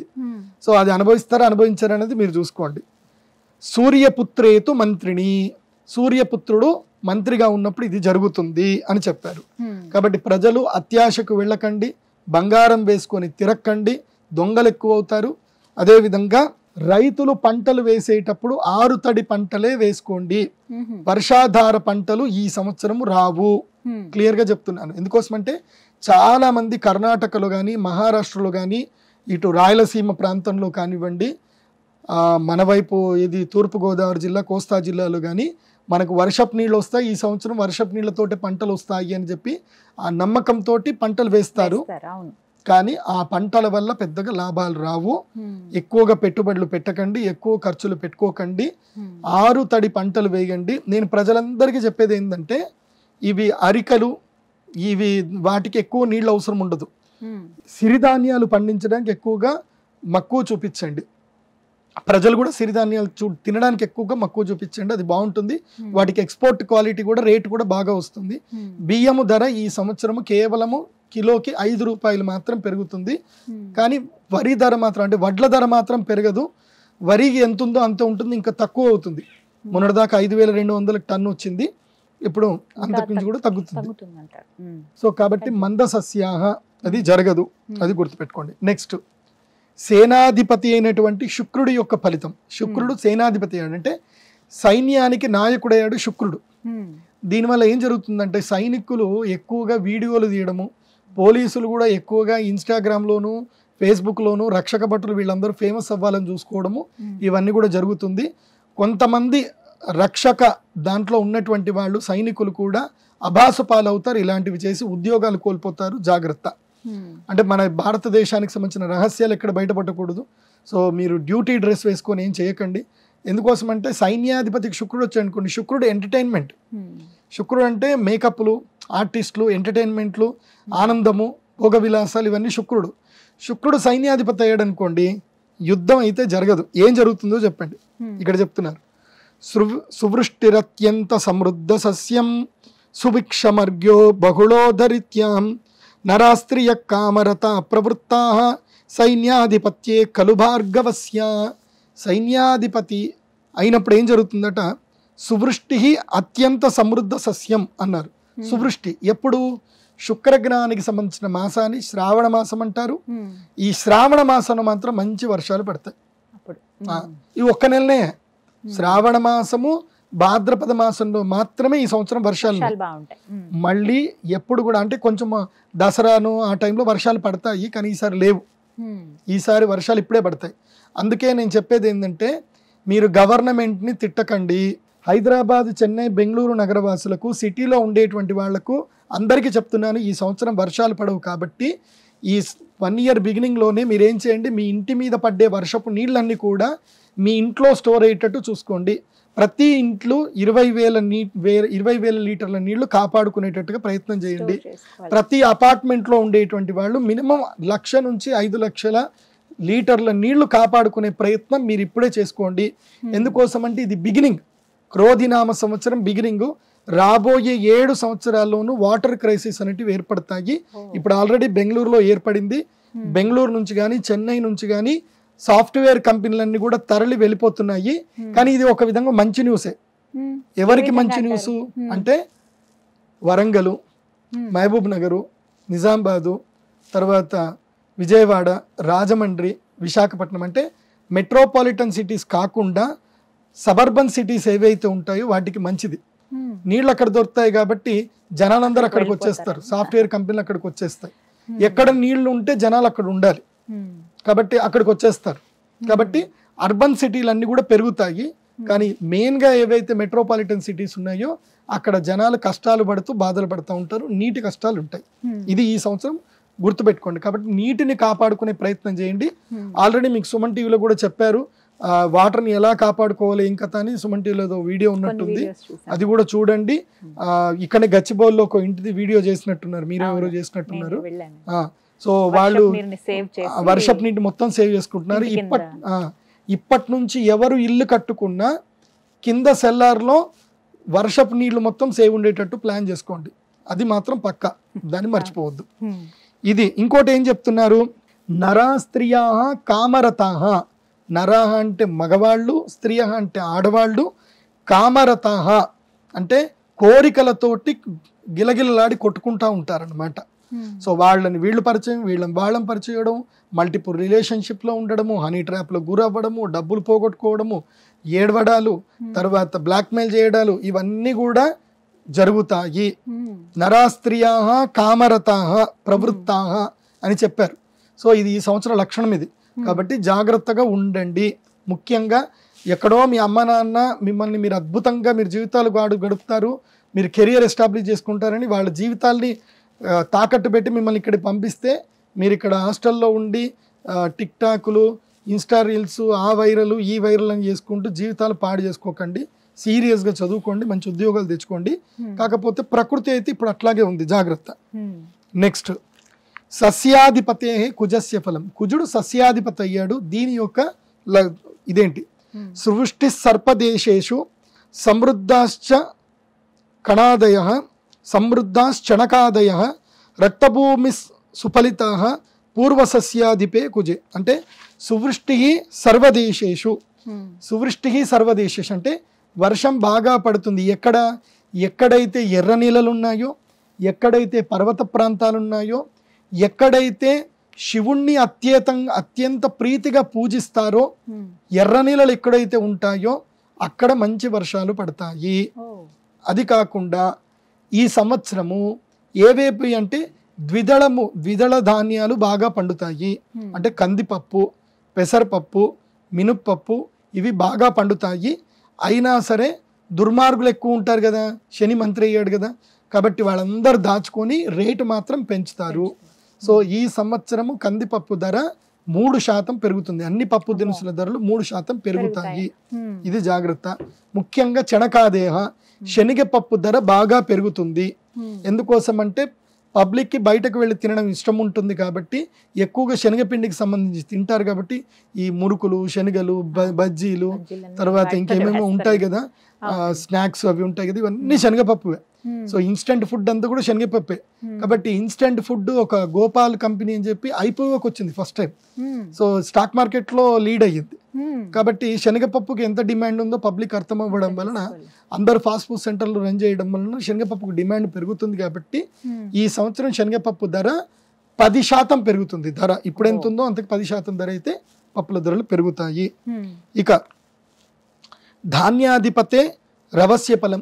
రవి ధాన్యాధిపతి అయ్యాడు కాబట్టి చెప్పాను కదా, అరికలు సిరిధాన్యాలు బాగా పండుతాయని చెప్పాను కదా, అదే ఇక్కడ చెప్తున్నారు. మధ్యవృష్టి ఫలం స్వల్పం అనర్గం చ మహతో భయం రక్తసస్యాది జాయంతే సూర్యే ధాన్యాధిపే సతి. సూర్యుడు ధాన్యాధిపతి అయితే రక్తసస్యాది జాయంతే అంటే ఎర్రటి ఏవైతే పదార్థాలు ఉంటాయి, ముఖ్యంగా పుష్పాలు, ఫలాలు మంచిగానే వికసిస్తాయి, కానీ ధాన్యాలు మాత్రం సరిగ్గా రావు. ఈ సంవత్సరం గోధుమల ధర ఇంకా పెరుగుతుంది. గోధుమల ధర కూడా 3% నుంచి 7% వరకు పెరిగే అవకాశం ఉంటుంది. అదేవిధంగా ఈ సంవత్సరం ఏం జరుగుతుంది, గర్భపాత లక్షణం అని జరుగుతుంది. ఇది బాగా అద్భుతంగా గుర్తుపెట్టుకోండి, సేవ్ చేసుకోండి. ఇప్పుడు ఇది చెప్పేది పర్జన్య గర్భ లక్షణం అంటారు, పర్జన్య గర్భపాత లక్షణం అంటారు. అంటే మేఘము పూర్తిగా ఏర్పడక ముందు, ఒక మేఘం ఏర్పడడానికి 195 దినశతి అంటే 195 రోజులు పడుతుంది. ఇది మధ్యలోనే పగిలిపోతుంది, అప్పుడు ఎర్రటి రక్తధారలు పడతాయి. అంటే వర్షం మనకి ఎప్పుడు కూడా క్రిస్టల్ క్లియర్ గా ఉంటుంది, నీళ్ళంటే క్రిస్టల్ గా ఉంటాయి, కానీ ఒక్కొక్క ప్రదేశంలో ఎలా అంటే ఎర్రటి రక్తం లాగా వర్షం పడుతుంది. ఇది ఎక్కడ అంటే చైనా ప్రాంతంలో పడుతుంది. చైనాలో కొన్ని కృత్రిమ వర్షాలు కురిపిస్తారు, దానివల్ల చైనాలోను అదేవిధంగా మెక్సికో లాంటి ప్రాంతంలోను అమెజాన్ అడవుల్లోనూ ఇవి పడతాయి. అర్ఘాధిపతే శుక్రస్య ఫలం. శుక్రుడు అర్ఘాధిపతి అడిగా శాలీ క్షుజల సస్యార్ఘ వృద్ధిర్భూపా స్వధర్మగా సంపూర్ణ జలదా వృష్టి శుక్రే చార్ఘాధిపతే సతి. అర్ఘాధిపతి శుక్రుడు అయ్యాడు. అర్ఘములు అంటే ఏంటంటే సమస్తమైనటువంటి ధాతువులు, బంగారము, వెండి, రాగి, ఇంకా ఇవన్నీ మనకి పీరియాడిక్ టేబుల్ అంటారు కదా, అందులోపల ఉండే అన్ని కూడా ఈ సంవత్సరం తర్వాత 12% రేట్లు పెరుగుతాయి. అన్నిటికీ 12% రేట్లు పెరుగుతాయి. ఇప్పుడంతా మెటల్స్ అన్ని కూడా రేట్లు పెరుగుతాయి. అప్ టు 5% to 12% వరకు రేట్లు పెరుగుతుంది. బంగారము 12% ఇంక్రీజ్ అవుతుంది, వెండి 8% ఇంక్రీజ్ అవుతుంది, రాగి 5% ఇంక్రీజ్ అవుతుంది. అయితే ఈ సంవత్సరం ఏం జరుగుతుందంటే ప్రజలందరూ కూడా ఇవి బంగారు ఆభరణాలు కొనడం తగ్గించి ఈ 1 గ్రామ్ గోల్డ్ అని కొనుక్కోవడం స్టార్ట్ చేస్తారు. ఎవరైనా ఇంట్లో ఉండి వ్యాపారాలు చేసేవాళ్ళు ఉన్నారా? ఇంట్లో వాట్సాప్ స్టేటస్ లోను ఇన్స్టాగ్రామ్ లో బిజినెస్ చేసే వాళ్ళు ఉన్నారుగా. మా సుమన్ టీవీ కూడా ఎంకరేజ్ చేస్తుంది, మీ ఇంటికి వచ్చి మీరు ఏమమ్ముతారో చెప్తుంది. కాబట్టి అలాంటి వ్యాపారస్తులకు, చీరలు అమ్మే వాళ్ళకి, 1 గ్రామ్ గోల్డ్ అమ్మే వాళ్ళకి, తర్వాత చీరలు నేయించే వాళ్ళకి, వీళ్ళకి అఖండ లాభం వస్తుంది ఈ సంవత్సరం. అర్ఘాధిపతి బాగున్నాడు కాబట్టి బాగుంటుంది, లాభం వస్తుంది. వర్క్ ఫ్రమ్ హోమ్ చేసేటువంటి ఆడవాళ్ళకి, ఇంట్లో కూర్చొని సంపాదించే ఆడవాళ్ళకి మాత్రం శుక్రుడు అనుగ్రహం ప్రసాదిస్తున్నాడు. నెక్స్ట్ మేఘాధిపతి శుక్రుడు ఫలం. శుక్రుడు మేఘాధిపతి అయ్యాడు కాబట్టి అతివృష్టి సుభిక్షంచ సస్యవృష్టిర్ నిరామయ క్షీరప్రద సదాగావ శుక్రే మేఘాధిపే సతి. నేను ఇందాక చెప్పాను, శుక్రుడు అధిష్టాన దేవతగా ఉండేటువంటి మాసము శ్రావణ మాసము, తర్వాత భాద్రపద మాసములో గురుగ్రహం కాబట్టి శ్రావణ భాద్రపద మాసాలు మాత్రం మంచి వర్షాలు పడతాయి, ఆ నీటిని కాపాడుకోండి. తర్వాత ఈ సంవత్సరం ఎవరైతే గనక ఫ్లవర్ డెకరేషన్ వ్యాపారం చేస్తారో, పువ్వులు ఎవరైతే పెంచుతారో, అశ్వగంధాది ఆయుర్వేద పంటలు ఎవరైతే పండిస్తారో వాళ్ళకి మంచి లాభం వస్తుంది. ఆయుర్వేద పంటల మీద కాన్సన్ట్రేషన్ చేసుకోండి. రసాధిపతే గురోహ ఫలం. గురువు రసాధిపతి అయ్యాడు. రసములు సువృష్టి సర్వసస్యానాం ఫలితా వృక్షజాతయ సదారోగ్యం సుభిక్షంచ జీవేది రసాధిపే. సో రసాధిపుడు మంచిగా ఉన్నాడు కాబట్టి కెమికల్ స్టాక్స్ బాగా కలిసి వస్తాయి. సో ఏ కెమికల్స్ మిక్సింగ్ అవన్నీ ఉంటాయి కదా, కలర్లు, రంగులు, ఇంకా ఆయుర్వేదానికి సంబంధించిన మెడిసిన్స్, ఇవన్నీ కూడా మంచిగా ఉంటాయి. ఫార్మా స్టాక్స్ కూడా 8% స్టాక్స్ ఇంక్రీజ్ అయ్యే అవకాశం ఉంటుంది, గుర్తుపెట్టుకోండి. ఫార్మా స్టాక్స్ కలిసి వస్తాయి. నెక్స్ట్ నీరసాధిపతి కుజస్య ఫలం. నీరశేషో యదా భౌమ ప్రవాళ రక్తకాససాం రక్తచందన తామ్రాణం సువృద్ధిర్ భామతే గతి. నీరసాధిపతి కావున పగడములు రాగి రక్తచందనములు ఎర్రని వస్త్రములు అభివృద్ధి చెందును. కాబట్టి ఎర్రని వస్త్రాలు కానీ ఎర్రటి భూములకు కానీ మంచి ధరలు పలుకుతాయి. అయా రైతులు, ఎర్రటి భూములు ఉన్న రైతులు మీరు భయపడకండి, మీ భూములకు ధరలు పెరుగుతాయి, తక్కువ రేట్లకు అమ్ముకోకండి, మంచి రేటుకి అమ్ముకోండి, కాంప్రమైజ్ అవ్వద్దు ఎర్రటి భూములు ఉన్న రైతులు. ఈ సంవత్సరం బాగా వస్తాయి. ఇది నవనాయకుల యొక్క ఫలితం. కాబట్టి అర్థం చేసుకోండి, మొత్తం హోల్ ఇయర్కి ఏమేమి చెప్పాను, ఏమేమి జాగ్రత్తలు పడాలో చెప్పాను. సో నెగిటివ్ వైపు ఎక్కువగా వెళ్ళకండి, ఉండండి. మళ్ళీ దీనికి కావాలంటే రిపీట్ చేసుకుంటూ చూస్తూ ఉండండి, తెలుస్తుంది. సో ఈ సంవత్సరము పశుపాలకం. ఎందుకోసం అంటే పశువులు లేకపోతే మనం ఉండం, పశువులతోటే మన జీవితం ఆధారపడి ఉంది. కాబట్టి పశుపాలకుల విషయంలో ఏంటంటే ఈసారి యముడు పశుపాలకులు నాయకుడు అయ్యాడు. పశువులని కట్టేసేవాడు యముడయ్యాడు, విడిపించుకునేవాడు కృష్ణుడు అయ్యాడు. కృష్ణుడు బలరాముడు ఇద్దరు వచ్చి విడిపించుకెళ్తారు, కానీ కట్టేవాడు మాత్రం యమధర్మరాజు అయ్యాడు. అంటే ఏమవుతుంది అంటే ఈ సంవత్సరము కోళ్ళు, గొర్రెలు, ఏవైతే మనం మాంసాలు తింటామో ఈ తినే మాంసాలకు సంబంధించి చతుష్పాదములు పక్షులు అంటే 4 కాళ్ళు తర్వాత పక్షులు, ఇవి ఏవైతే ఉన్నాయో వీటన్నిటికీ ఎక్కువగా మృత్యు ఎక్కువ ఉంటుంది. అంటే చాలా చచ్చిపోతాయి ఈ సంవత్సరం. దానివల్ల ఈ వ్యాపారం చేసే వాళ్ళకి మాత్రం లాభాలు కలుగుతాయి. మేకలు అమ్ముకునే వాళ్లకు, మేకల పెంపకం చేసే వాళ్ళకి, కోళ్ల పెంపకం చేసే వాళ్ళకి మాత్రం లాభాలు వస్తాయి. అంటే జనాలు ఎక్కువగా మాంసం తినడానికి ఇష్టపడతారు. జనాలలో యమధర్మరాజు వీలనమైపోయి నాన్ వెజ్ తింటారు. ఎవరైతే వెజిటేరియన్ ఉన్నటువంటి వాళ్ళు కూడా బలవంతంగా నాన్ వెజ్ కిందకి డైవర్ట్ అయిపోతారు. సో ఇవి జరుగుతాయి. జిక్వా చాపల్యం ఎక్కువైపోతుంది ఈ సంవత్సరం ప్రజలకు. అది తినాలనే కోరిక ఎక్కువ అవుతుంది కాబట్టి ఎక్కువగా చనిపోతాయి. అదేవిధంగా ఆవులు, తర్వాత గేదెలు, ఎద్దులు ఇవి కూడా పశువధశాలకు ఎక్కువగా పోయే అవకాశాలు ఉంటాయి. కాబట్టి మా బజరంగ్ దళ్ మా బంధువులు, తర్వాత విశ్వ హిందూ పరిషత్ బంధువులు, సనాతన ధర్మ బంధువులు, గోవుల్ని కాపాడుకునే వాళ్ళు బజరంగ్ బలి రెడీగా ఉండండి, కాపాడండి. ఆ చట్టాలన్నీ నేర్చుకోండి, ఎక్కడ పడితే అక్కడ కాపాడండి. గోవు కనబడిందా తీసుకెళ్లి కారు అడ్డం పెట్టి ఆపేయండి, ఇది ఏమన్నా కానీ. నేనైతే ఇప్పటికి ఒక 3 వ్యాన్లను ఆపేసా. లోకల్ పోలీసులకు ఫోన్ చేసి గొడవ పెట్టుకొని అన్ని చేసి, నాకు పెద్ద పెద్ద ఎట్లా పరిచయం కదా, ఫోన్ చేసి నాకు ఇక్కడ ఆగింది, నేను ఇక్కడ ఆగిన, అయితే నేనన్నా బోని కానీ లేకపోతే వెహికల్ మాత్రం బోని అని చెప్పి ఆపేసా నేషనల్ హైవే 44 మీద. అట్లా ఆపి నేను దాదాపుగా నా వంత అయితే 200 ఆవులను అయితే నేను కాపాడగలిగాను. సో ఎవరైనా వెళుతున్నారు అంటే గోవులు కనిపించాయంటే ఆపేసేయండి, ఏం పర్లేదు, గొడవ పెట్టుకోండి. దగ్గరనే నియరెస్ట్ పోలీస్ స్టేషన్ ఫోన్ చేయండి. ఈ మధ్య గూగుల్ ఉంది కదా, okay Google tell me nearest police station phone number అంటే అదే చెప్తుంది.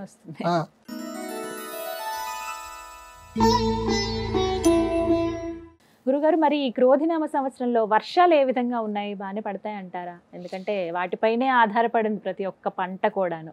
ఈ సంవత్సరములో వర్షాలు తక్కువగా ఉన్నాయి, తక్కువ వర్షం, ఎక్కువ వర్షపాతం లేదు. ఉన్న నీటిని కాపాడుకునే ప్రయత్నం చేసుకోండి ప్రభుత్వాలు, ప్రజలు. వర్షపు నీటిని ఒడిసి పట్టడం మర్చిపోవద్దు. ఈ సంవత్సరం వర్షాలు ఎక్కడెక్కడ పడతాయో చెప్తాను వినండి. 10 భాగములు సముద్రం పైన, అంటే వర్షపు నీళ్లు ఒక 20% వచ్చాయనుకుందాం, అంటే 100% ఎప్పుడు వర్షం పడదు. ఎందుకోసం అంటే మిగతా నీళ్ళన్నీ కూడా మనకి మేఘాల రూపంలో, తర్వాత ఇవి మంచు రూపంలో ఉండిపోతాయి. 20% మాత్రమే మనకి మంచినీళ్ళు దొరుకుతాయి భూమిపైన. సో ఆ 20%లో వర్షాలు పడే 20%లో 10% పోయి సముద్రంలోనే వర్షం పడుతుంది. అంటే 20లో సగానికి సగము సముద్రంలోనే వర్షం పడుతుంది. కాబట్టి ఆ నీళ్లు మనకు కాదు, మనకి మంచి ఆక్సిజన్ రావడానికి సముద్రంలో మంచినీళ్ళు పడాలి. అలా పడితేనే చేపలకు వాటికి బాగుంటుంది. కాబట్టి అది మనకు మంచిదే. ఎందుకోసం అంటే నేచర్ని బ్యాలెన్స్ చేయాలంటే సముద్రం బాగుండాలి. కాబట్టి సముద్రంలో 10% నీళ్లు పడిపోతాయి. ఇక మిగతా 7% ఎక్కడ పడతాయి అని అంటే ఇవి పర్వతముల పైన పడతాయి. ఎందుకోసం అంటే పర్వతాల మీద నీళ్లు పడితేనే మనకి నదులు వస్తాయి. నీళ్లు రెగ్యులర్గా పర్వతాల నుంచే పుడతాయి కదా. కాబట్టి 7% నీళ్లు పర్వతాల మీద పడతాయి. అది కూడా వెస్టర్న్ ఘాట్స్, అంటే పశ్చిమ భాగంలో ఉండేటువంటి కేరళ, పూణే, గోవా, అటుపైన గుజరాత్, ఈ ప్రాంతంలో మంచి వర్షాలు పడతాయి. మహారాష్ట్ర, కేరళ, గోవా అక్కడ మంచి వర్షాలు పడతాయి. 7% వర్షాలన్నీ కూడా పర్వత ప్రాంతంలోనే పడతాయి. వింధ్య పర్వతాలు, అక్కడక్కడ పడతాయి. సో మన ఆంధ్రప్రదేశ్లో మాత్రం పర్వతాలకి గుండు కొడుతున్నారు. సో దయచేసి పర్వతాలకు గుండు కొట్టకండి. గుండు కొడితే అది కూడా నేల అనుకుని వర్షం పడ్డం మానేస్తుంది. కాబట్టి పర్వతాలకు గుండు కొట్టకుండా ఉంటే మంచిది. సో ఎక్కడెక్కడైతే పర్వతాలు ఉంటే అక్కడ వర్షం పడుతుంది. దానివల్ల గిరిజన వాసులకు మేలు జరుగుతుంది.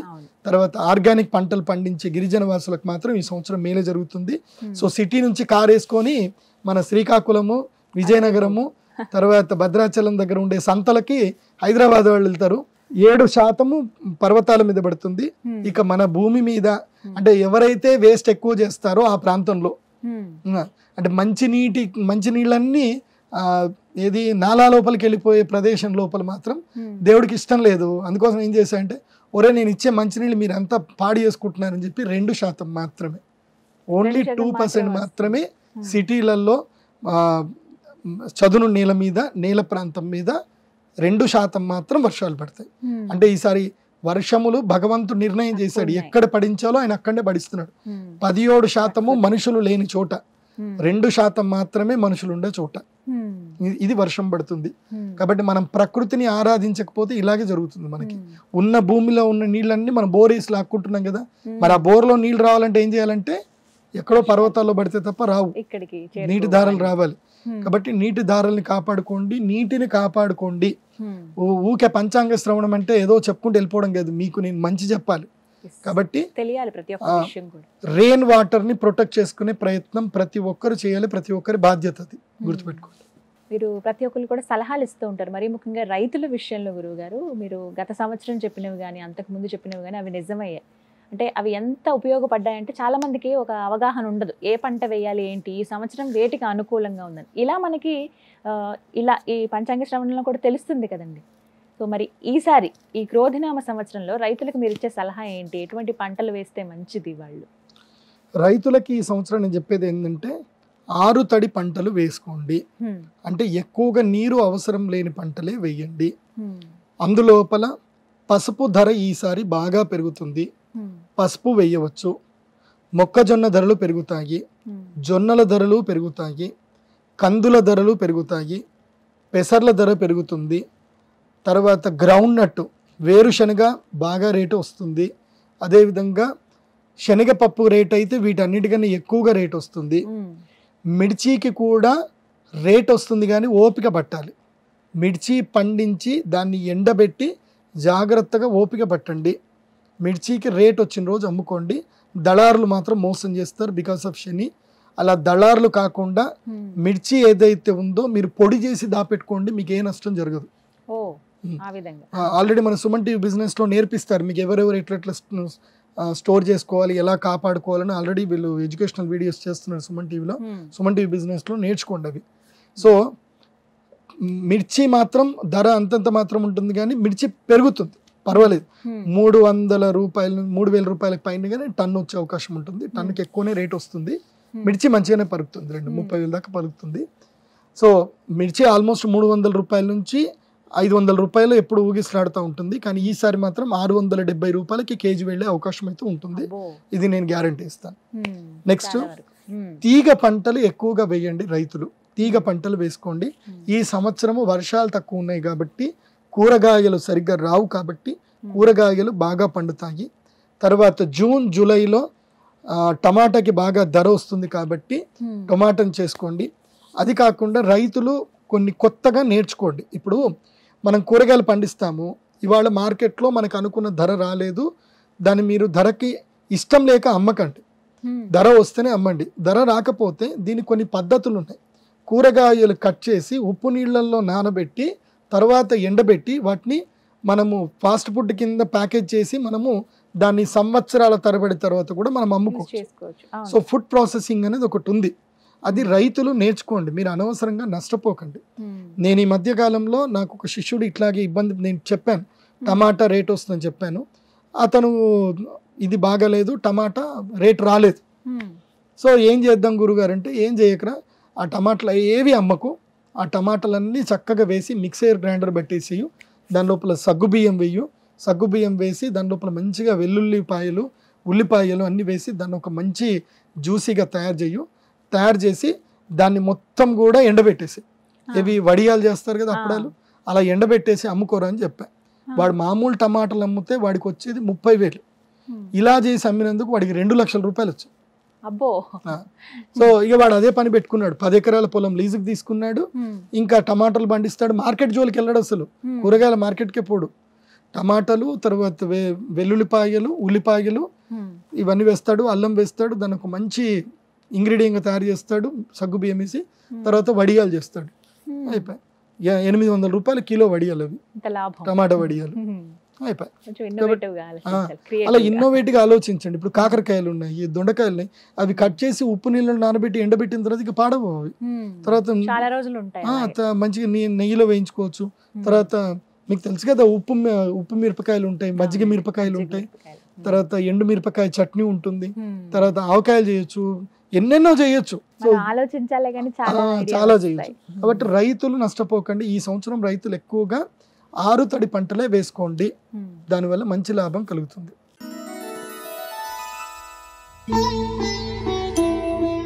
ప్రతి సంవత్సరం గురువుగారు ఏదో అనుకోని విపత్తులు సంభవిస్తూనే ఉంటాయి. అప్పుడు అనుకుంటాం ఈ సంవత్సరం ఇదే రాసి పెట్టుందేమో అన్నట్టుగా. మరి ఈ క్రోధినామ సంవత్సరంలో ఏమన్నా విపత్తులు ఉన్నాయా? క్రోధినామ సంవత్సరం, క్రోధం అంటేనే పెద్ద విపత్తు. సో దేశాల అధిపతులు కొట్లాడుకుంటారు. ఈ సంవత్సరం అమెరికాలో ప్రభుత్వం మారుతుంది. అమెరికాలో ప్రభుత్వం మారిన వెంటనే కొన్ని విధి విధానాలు తీసుకుంటుంది. ఆ విధి విధానాల వల్ల కొన్ని యుద్ధాలు జరిగే అవకాశం అయితే ఉంటుంది. భారతదేశంలో అయితే యుద్ధాలు లేవు, భారతదేశానికి అయితే యుద్ధ భీతి లేదు. కానీ ఈ యుద్ధం అనేటువంటిది బయోవార్ రూపంలో జరిగే అవకాశాలు ఉన్నాయి. మనకి కోవిడ్ వచ్చిందే బయోవార్ లాగానే. సో మళ్ళీ అలాంటి బయోవార్లు వచ్చే అవకాశాలు ఎక్కువగా ఉన్నాయి. ఇది ముఖ్యంగా మళ్ళీ చైనా నుంచి వచ్చే అవకాశాలు ఎక్కువగా ఉన్నాయి. అంటే అలాంటి పరిస్థితులు మళ్ళీ వస్తాయి. కానీ మన భారతదేశంలో మాత్రం కొంచెం అంత డేంజర్ అయితే లేదు. బట్ ఈ సంవత్సరం అగ్ని భయాలు ఎక్కువగా ఉన్నాయి, బాంబుల భయాలు ఎక్కువగా ఉన్నాయి. తర్వాత నీటి మూలకంగా యుద్ధాలు జరుగుతాయి. ఈ సంవత్సరం నీటి మూలక యుద్ధాలు జరుగుతాయి. నీళ్లు లేక జనాలు కొట్లాడుకుంటారు, నీళ్లు లేక జనాలు బాధపడతారు. బ్రహ్మంగారు చెప్పినట్టుగా చింత చెట్టుకి ఇది పాలు కారుతాయి అని బ్రహ్మంగారు చెప్పారు. ఎప్పుడైతే చింత చెట్టుకు పాలు కారుతాయో అప్పుడు ప్రకృతి వైపరీత్యం ఏర్పడతాయి. నీళ్ల కోసం జనాలు కొట్లాడుకుంటారు, అది జరుగుతుంది. అదేవిధంగా స్వలింగ సంపర్కులు పెరుగుతారు, అది కూడా పెరుగుతుంది. జనాలు కామరతులవుతారు, అది కూడా పెరుగుతుంది. మనుషులకి జంతువులు పుడతాయి, జంతువులకు మనుషులు పుడతారు. ఇలాంటి కొన్ని విచిత్రమైనవి ఈ సంవత్సరం జరుగుతాయి. తర్వాత ఇంకొకటి ఇదేంది, విపత్తులు కాబట్టి అగ్ని ప్రమాదాలు ఎక్కువగా పెరుగుతాయి. తిరుపతి దేవస్థానం పైన విజిలెన్స్ అధికారులు దాడి చేస్తారు. అక్కడ ఎన్ని బొద్దింకలు బయట పెడతాయో మీరే చూడండి. సో ఇవన్నీ కూడా అవుతాయి, ఇన్ని విచిత్రాలు జరుగుతాయి. సో ఒక 2 రోజులు తిరుపతి దేవస్థానంలో లడ్డూలు అమ్మరు, ఇవి ఈ సంవత్సరం జరుగుతాయి. అది కాకుండా కొన్ని ఈ సంవత్సరము మీరు ఆగస్టు అనుకోండి, ఆగస్టు లేదా సెప్టెంబర్, ఈ సమయంలో తిరుపతి దేవస్థానానికి సంబంధించిన పెద్ద కుంభకోణం బయటపడుతుంది. ఎవరెవరు ఎన్ని డబ్బులు తిన్నారు, ఏం కథ, ఏం జరిగినాయి అన్నీ బయటపడతాయి. సో ఇది ఒకటి. ఇది కూడా దుర్మార్గులకు విపత్తు. నేను చెప్పాను కదా, శని మంత్రి అయ్యాడు అంటే దుర్మార్గులకు పడుతుంది, బయటపడుతుంది. అయితే అగ్ని ప్రమాదాలు మాత్రం బాగా పెరుగుతాయి. ఈ విషయంలో జాగ్రత్తగా ఉంటే చాలు. ఇవే మనకు కలిగే విపత్తులు, ఇంకా పెద్ద విపత్తులు ఏం లేవు. కాకపోతే కల్తీ బాగా పెరుగుతుందండోయ్, ఆహారంలో కల్తీ బాగా పెరుగుతుంది. కాబట్టి ముఖ్యంగా పసుపులో కల్తీ పెరుగుతుంది, మిర్చిలో కల్తీ పెరుగుతుంది, ధనియాల్లో కల్తీ పెరుగుతుంది. కాబట్టి నేను అందరికి చెప్పేది ఏంటంటే, ఇంట్లో ఎట్లా మిక్సర్ గ్రైండర్లు ఉన్నాయి కదా, పసుపు తెచ్చుకోండి, గ్రైండింగ్ వేసుకోండి. మిరపకాయలు తెచ్చుకోండి, గ్రైండింగ్ వేసుకోండి. తర్వాత ధనియాలు తెచ్చుకోండి, గ్రైండ్ చేసుకోండి. డైరెక్ట్గా కొనకండి, బద్ధకం వదిలేయండి. అండ్ ఇన్స్టెంట్గా రావాలని మాత్రం చేయకండి.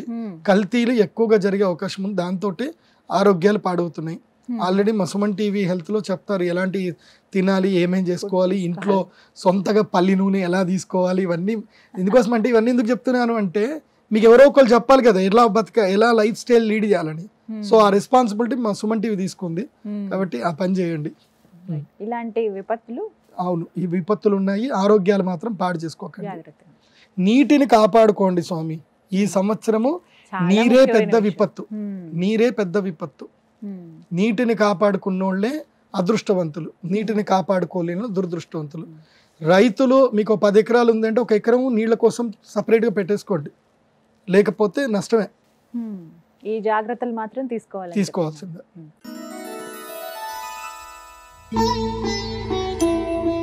ఇందాక మాటల్లో అన్నారు గురుగారు, ఎన్నికలు గురించి ప్రస్తావన వచ్చింది. అమెరికాలో ఎన్నికలు ఉన్నాయి, అలాగే భారతదేశంలో సార్వత్రిక ఎన్నికలు జరగబోతున్నాయి. ఎలా ఉండబోతోంది రాజకీయ పరంగా? ఏమైనా మార్పులు మనం చూస్తామా? ఆ ప్రభావం ఎలా ఉంటుంది ఈ సంవత్సరం? ఈ సంవత్సరము కుజుడు అధిపతి అయ్యాడు కాబట్టి భారతదేశంలో రాజకీయ సుస్థిరత మాత్రం ఉంటుంది. భారతదేశంలో ప్రజలు తలెత్తుకొని తిరిగేంత గొప్ప స్థాయికి వెళ్ళే అవకాశాలు ఎక్కువగా ఉన్నాయి. భారతదేశంలో ఉండే కరప్షన్ దాదాపుగా ఎండ్ అయిపోతుంది. భారతదేశంలో ఇంకా అల్లకల్లోలాలు ఏవి ఉండవు. అందరికీ అల్లరి మూకలకు భయం ఏర్పడుతుంది. భారతదేశంలో నరేంద్ర మోదీ గారి ప్రభుత్వము, బీజేపీ ఎన్డీఏ ప్రభుత్వం ఏదైతే ఉందో 358 సీట్లతోటి మళ్ళీ పునః ప్రభుత్వాన్ని ఏర్పాటు చేస్తుంది. బీజేపీకి అయితే 270 వరకు బీజేపీకి సీట్లు వస్తాయి. 70 నుంచి 290 వరకు బీజేపీ సీట్లు వస్తాయి. మిగతాయి ఎన్డీఏ అలయన్స్ ఉంటుంది. కాకపోతే ఈసారి ఎన్డీఏ అలయన్స్లో కొన్ని పొత్తులు ఎక్కువ అవ్వడం మూలాన మోదీ గారి ప్రభుత్వానికి కొంచెం తలనొప్పులు ఎక్కువగా ఉంటాయి. ఎందుకోసమంటే జంపింగ్ రాయిలు ఎక్కువగా ఉంటారు కాబట్టి ఈ సంవత్సరం ఏంటంటే ఒక 30 మంది తోటి మెజారిటీ ఉంటుందన్నమాట. 30 మంది మెజారిటీ మాత్రమే వచ్చే అవకాశం ఉంటుంది. ఆ 30 మందిని కాపాడుకోవడానికి ఎప్పుడూ ప్రయత్నం చేయాల్సింది ఉంటుంది. ఇది కొంచెము బాధాకరమైన విషయము. కానీ మన చేతిలో ఉంది. ముందుగానే భవిష్యత్తు జ్యోతిష్యం చెప్తుంది. సో జ్యోతిష్యం అంటే ఏంటంటే అద్దం లాగా, అద్దం చూపిస్తుంది, నీ ముఖం ఎలా ఉందో చూపిస్తుంది. సో నువ్వు మంచిగా అందంగా మేకప్ చేసుకుంటే నువ్వు బాగుంటావు. సో అద్దం మేకప్ చేయదు, జ్యోతిష్యం మేకప్ చేయదు.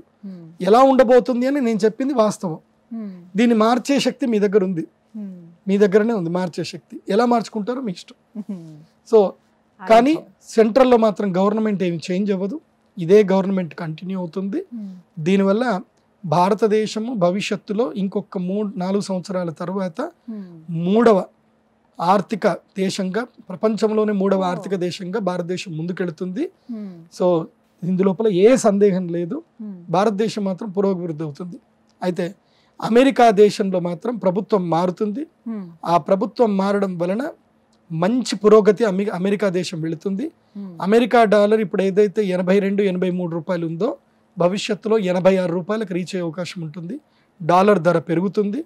అయితే మన భారతదేశానికి కూడా రూపీ వాల్యూ కూడా పెరిగే అవకాశం ఉంటుంది. రూపీ వాల్యూ ఏం పడిపోదు. ఎందుకోసం అంటే దాదాపు ఇప్పటికే 37 దేశాల్లో మన భారత రూపీ చలామణిలో ఉంది. ఇంకా ఒక 20-30 దేశాలు యాడ్ అవుతాయి. సో భారతదేశం యొక్క రూపీ ప్రపంచాన్ని శాసించే స్థాయికి అయితే ఎదుగుతుంది. ఇది అందరికీ సంబంధించిన గుడ్ న్యూస్. ఇది ఈ విషయంలో కాస్త మంచిది. సో ప్రభుత్వం లోపల ఒక్కటే, కేరళ ప్రభుత్వం, కేరళ రాష్ట్రం నుంచి, అదేవిధంగా వెస్ట్ బెంగాల్ నుంచి కానివ్వండి, అదేవిధంగా హర్యానా, పంజాబు, రాజస్థాను, ఈ ప్రాంతాల నుంచి, తమిళనాడు ప్రాంతంలో నుంచి, ఆంధ్రప్రదేశ్లో ఉండే ఒక 4 కొన్ని స్థానాల నుంచి మాత్రమే స్థానాలు కోల్పోయే అవకాశం ఉంటుంది. అంటే ఇవి ప్రతికూలంగా కాంగ్రెస్ ప్రభుత్వానికి అనుకూలంగానూ వచ్చే అవకాశాలు ఎక్కువగా ఉంటాయి.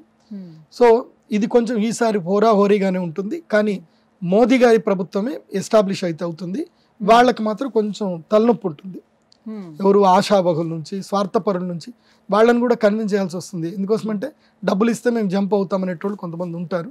అలాంటి వాళ్ళని కన్విన్స్ చేయడమో, భయపెట్టడమో ఏదో చేయడం ఉంటుంది. అదైతే జరుగుతుంది. ఇవైతే జరుగుతాయి.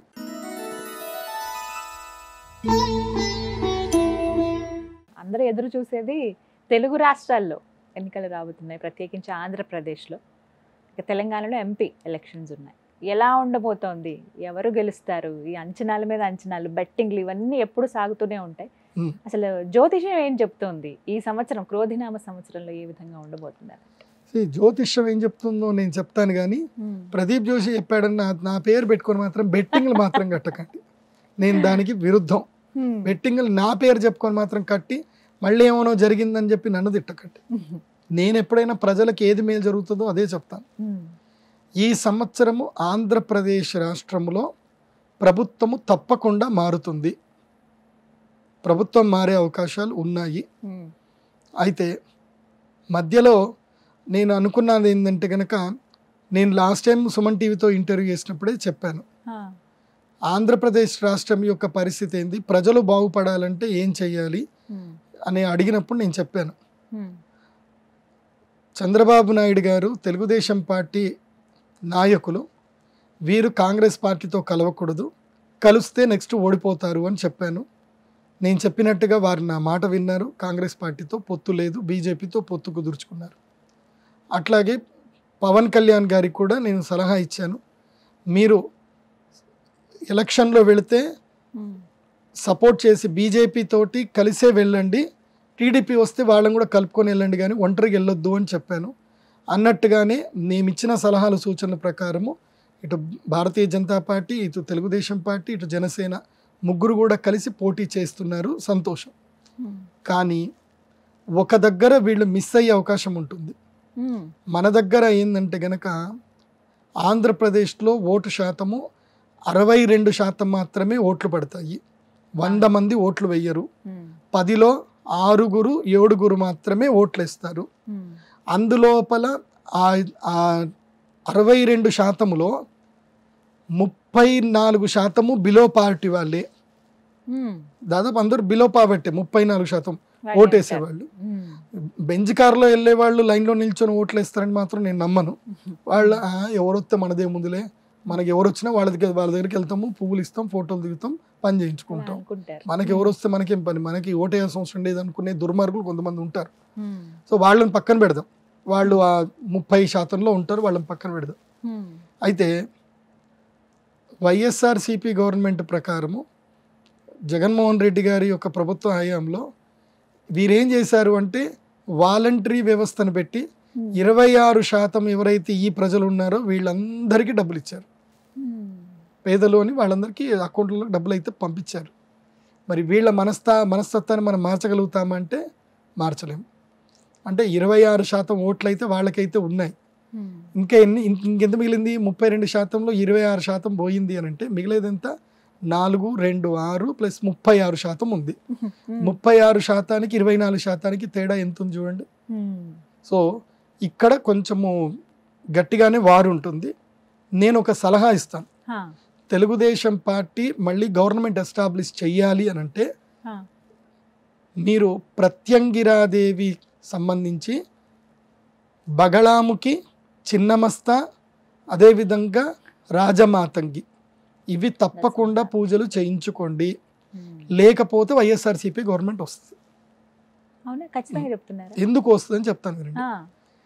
మాకు తెలిసి వైఎస్ఆర్సీపీ గవర్నమెంట్ గురించి అని చెప్పి యాగాలు చేసే ఒక టీం ఉంది.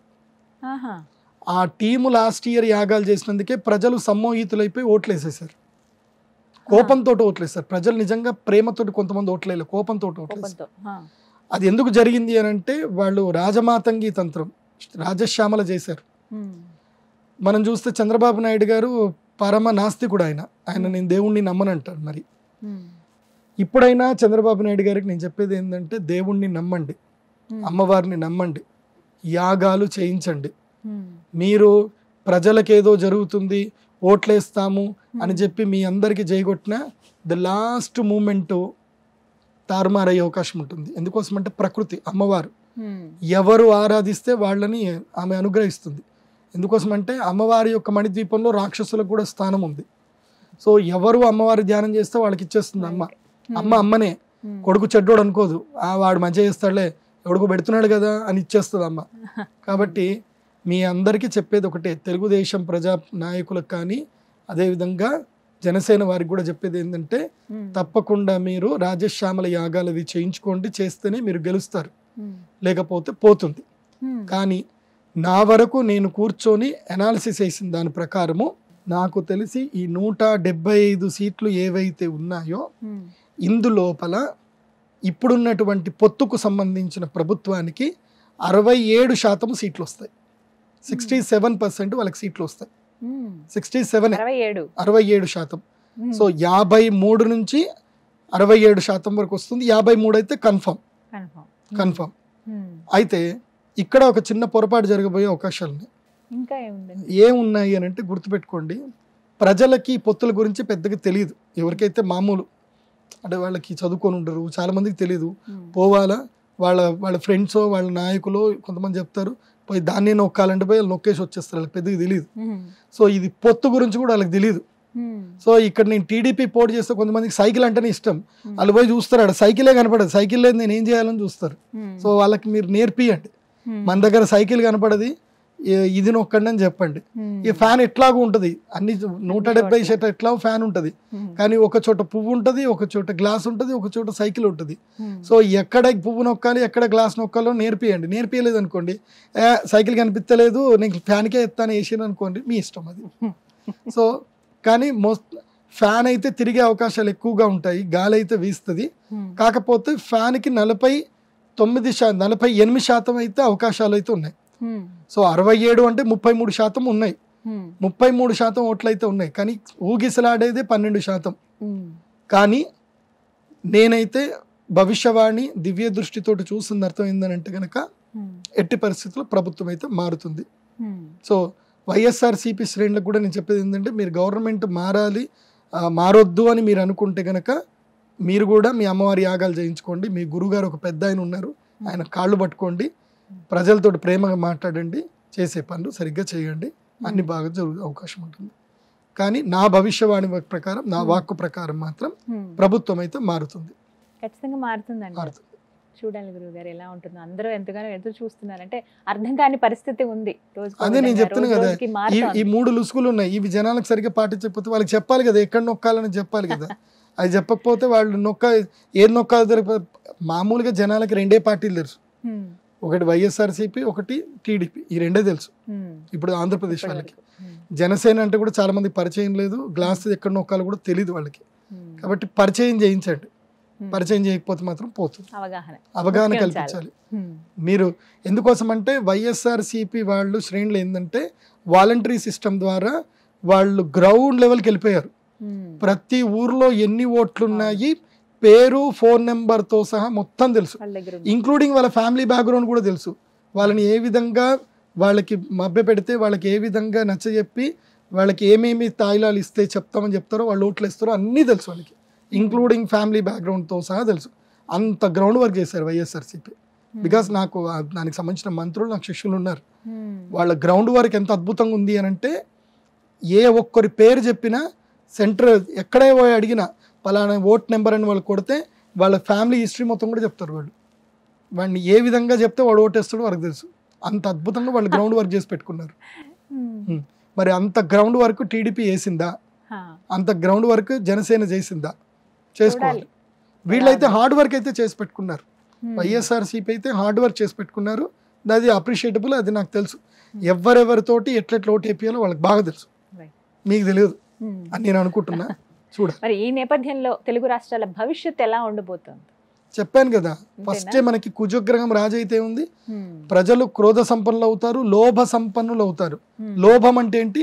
ఆశపడ్డం. ఓటుకి నోటు, ఓ 2,000 రూపాయలు తీసుకోనో 5,000 రూపాయలు తీసుకోనో మీరు ఓటేస్తే మీ జీవితాన్ని మీరు నాశనం చేసుకున్నట్లే. సో నోట్లు తీసుకోకుండా ఓట్లు వేయండి, వేసే నిజాయితీ పరులకు వేయండి. ఎవరైతే దేశాన్ని బాగుపరుస్తారో, ఎవరైతే రాష్ట్రాన్ని బాగుపరుస్తారో నమ్మకం కలిగిందో వారికే ఓట్లు వేయండి. ఆ మాత్రం తెలియని వాళ్ళు అయితే కారు అని నేనైతే అనుకుంటాను. రాష్ట్ర ప్రజలకైతే అవగాహన ఏర్పడిందండి, తెలిసింది. కానీ అల్టిమేట్ గా ఆ బటన్ నొక్కే 1 సెకండ్ ఈజ్ ఇంపార్టెంట్. సో అది ఎప్పుడు ఎవరు నొక్కుతారో వాళ్ళు, అదే మన ఆయుధం. ఆ ఆయుధాన్ని సద్వినియోగం చేసుకోకపోతే వేస్ట్. ఎందుకోసం అంటే సంతలో గాడిద కూడా 50,000కి అమ్ముడుపోతుంది, సంతలో గేదె కూడా 10,000కి తక్కువైతే అమ్ముడుపోవట్లే. మరి గేదెలకైతే మనం హీనం కాదు కదా. సో అది ఆలోచించుకొని ఓటు వేయండి. కానీ మార్పు అయితే వస్తుంది. ఆంధ్రప్రదేశ్ వాళ్ళకి మాత్రం మార్పు జరుగుతుంది, మేలు జరిగే అవకాశాలు కూడా ఉన్నాయి. చూద్దాం. ఇక ఆరోగ్యపరంగా చూసుకుంటే ప్రపంచవ్యాప్తంగా ఈ క్రోధినామ సంవత్సరంలో ఏ విధంగా ఉండబోతుంది? ఎందుకంటే గత సంవత్సరాలు నేర్పినటువంటి పాఠాలు, ఆ అనుభవాలు చూసుకుంటేనండి, వికృతినామ సంవత్సరం కావచ్చు, ఇవన్నీ కూడా ఆ కరోనా లాంటి విపత్తు చూసిన తర్వాత చాలా మంది జీవితాల్లో పెను మార్పులు సంభవించాయి. మరి ఈ క్రోధినామ సంవత్సరంలో ఆరోగ్యపరంగా ఏ విధంగా ఉండబోతుంది అంటారు? క్రోధినామ సంవత్సరంలో మనుషులకి ముఖ్యంగా అనారోగ్య సమస్యలు ఎక్కువగా పెరుగుతాయి. అనారోగ్య సమస్యలు అంటే ఏవే వస్తాయి చెప్తాను వినండి. ముఖ్యంగా blood relevant issues, diabetic patients ఇంకా పెరుగుతారు. హార్మోన్స్ రిలవెంట్ అంటే ఈ ఎండోక్రైనికల్ డిసీజ్లు మాత్రం బాగా పెరుగుతాయి. ఎండోక్రైనిక్ డాక్టర్లు మీకు పండుగనే, ఎండోక్రైనిక్ ఫార్మసిస్టులు మీకు పండుగనే. డాక్టర్ ఇదైతే పెరుగుతారు. అదేవిధంగా ముఖ్యంగా కంటికి సంబంధించిన సమస్యలు ఇంకా పెరుగుతాయి, కంటి వ్యాధులు పెరుగుతాయి. ఆ తర్వాత ముఖ్యమైనటువంటి సమస్య ఏంటంటే మానసిక సమస్యలు పెరుగుతాయి. సైకోసొమాటిక్ డిసీజ్లు బాగా పెరుగుతాయి ఈ సంవత్సరంలో. మీ పిల్లలకి మొబైల్ అడిక్షన్స్ పెరుగుతాయి. మొబైల్లో వీడియో గేమ్లు ఆడుతూనే ఉంటారు, చదువుకోరు, రీల్స్ చూస్తూనే ఉంటారు. దీనివల్ల మానసికమైనటువంటి ఇబ్బందులకు వెళ్ళిపోయి జీవితం మీద ప్రేమ తగ్గిపోతుంది. సూసైడ్లు ఎక్కువ అవుతాయి ఈ సంవత్సరం. ఆత్మహత్యలు ఎక్కువ చేసుకుంటారు, గొడవలు ఎక్కువగా చేసుకుంటారు, మానసిక రుగ్మతలు బాగా పెరుగుతాయి. ఆల్కహాల్ కన్జంప్షన్ చాలా పెరుగుతుంది. నీళ్ల కన్నా ఎక్కువ మందు తాగేవాళ్ళు పెరుగుతారు. సో మందు తాగడం అనేది ఒక పెద్ద తప్పే కాదు, తాగాలి అని అన్నట్టుగా అదొక హుందాతనంగా ఫాలో అవుతారు. ఇలాంటివన్నీ ఈ సంవత్సరం పెరుగుతాయి. ఆల్రెడీ ఉన్నాయి, ఇంకా పెరుగుతాయి. ఈ సంవత్సరం తగ్గే అవకాశాలు లేవు. కాకపోతే 10లో 6 పేషెంట్లు ఉంటారు, 4 ఆరోగ్యంగా ఉంటారు. ప్రతి 10లో 6 పేషెంట్లు ఉంటారు. అందులోపల ఇద్దరు చిన్నపిల్లలే ఉంటారు, 3 ఆడవాళ్ళు ఉంటారు, 1 మగవాళ్ళు ఉంటారు. ఆడవాళ్ళకి ఎక్కువ ఆరోగ్య సమస్యలు వస్తాయి ఈ సంవత్సరం. ముఖ్యంగా కీళ్ల నొప్పులు, తర్వాత స్పాండిలైటిస్, ఎముకల నొప్పులు, ఈ తర్వాత థైరాయిడ్ సమస్యలు, తర్వాత గైనిక్ సంబంధించిన ఇష్యూస్ తోటి స్త్రీలు ఎక్కువగా బాధపడతారు ఈ సంవత్సరం. ఆరోగ్యపరంగా కాస్త జాగ్రత్తలు వహించాలి అందరూ. జాగ్రత్తలు వహించాలంటే సుమన్ టీవీ హెల్త్ చూడాలి, చూసి ఫాలో అవ్వాలి. మేము ఏం చెప్తామో, సుమన్ టీవీకి ఎంతో మంది గెస్ట్లు వస్తారు, ఎన్నో అద్భుతాలు చెప్తారు, అవి మీరు చూసి ఫాలో అవ్వాలి.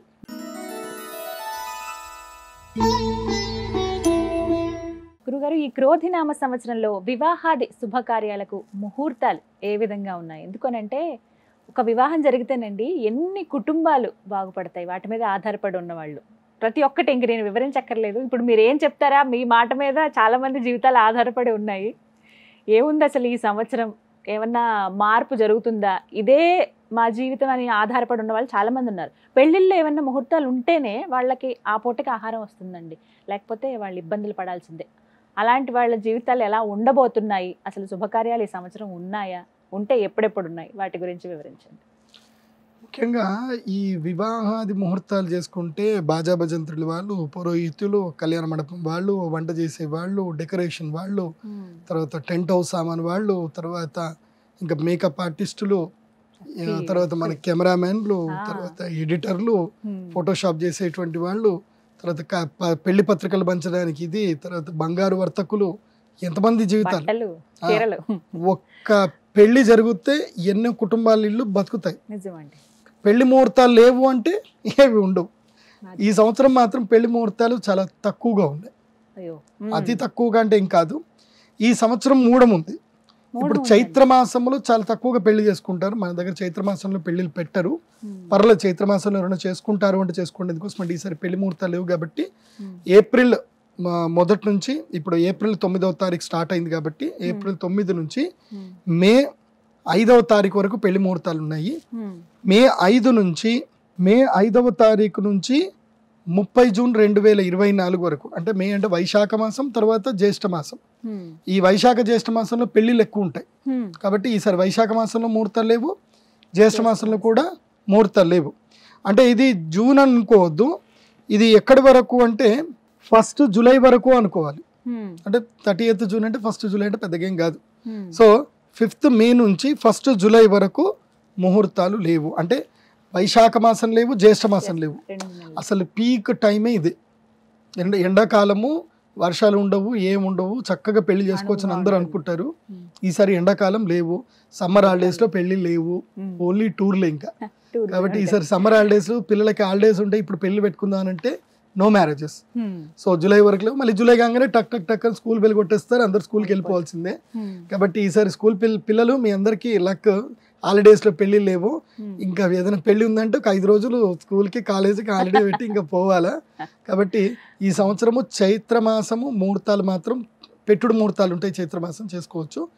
వైశాఖము, జ్యేష్ఠమాసం, మే, జూన్, జూలై ఫస్ట్ వీక్ వరకు లేవు. సో జూలైలో వచ్చేసరికి ఆషాఢ మాసం వస్తుంది కాబట్టి ఆషాఢ మాసం పెళ్లి ముహూర్తాలు లేవు. అంటే ఇక్కడ 3 నెలలు 90 రోజులు ఎగిరిపోయినట్టే. తర్వాత వస్తే శ్రావణ మాసం. శ్రావణ మాసంలో పెళ్లిళ్ళు ఉన్నాయి 30 రోజుల్లో. ఆ 30 రోజుల్లో వచ్చేటివి కేవలం 12 ముహూర్తాలు మాత్రమే.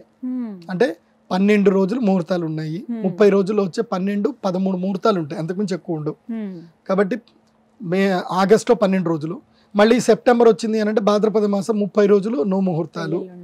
తర్వాత ఆశ్వయుజ మాసము, కార్తీక మాసం. ఆశ్వయుజ కార్తీక మాసము, మార్గశిర మాసం, మొత్తం 90 రోజులు.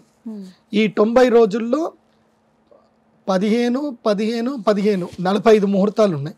అంతే 45 రోజులు ముహూర్తాలు ఉన్నాయి. 90 రోజుల్లో 45 కూడా కాదు, 12 అంటే 36 ముహూర్తాలు వస్తాయి. ఈ 36 రోజులు మాత్రమే పెళ్లి ముహూర్తాలు, గృహప్రవేశాది ముహూర్తాలు ఉన్నాయి. అంటే 12 ప్లస్ 36 మొత్తం ఎంత అయినాయి? 36 ప్లస్ 12 అంటే 48 ముహూర్తాలు ఉన్నాయి.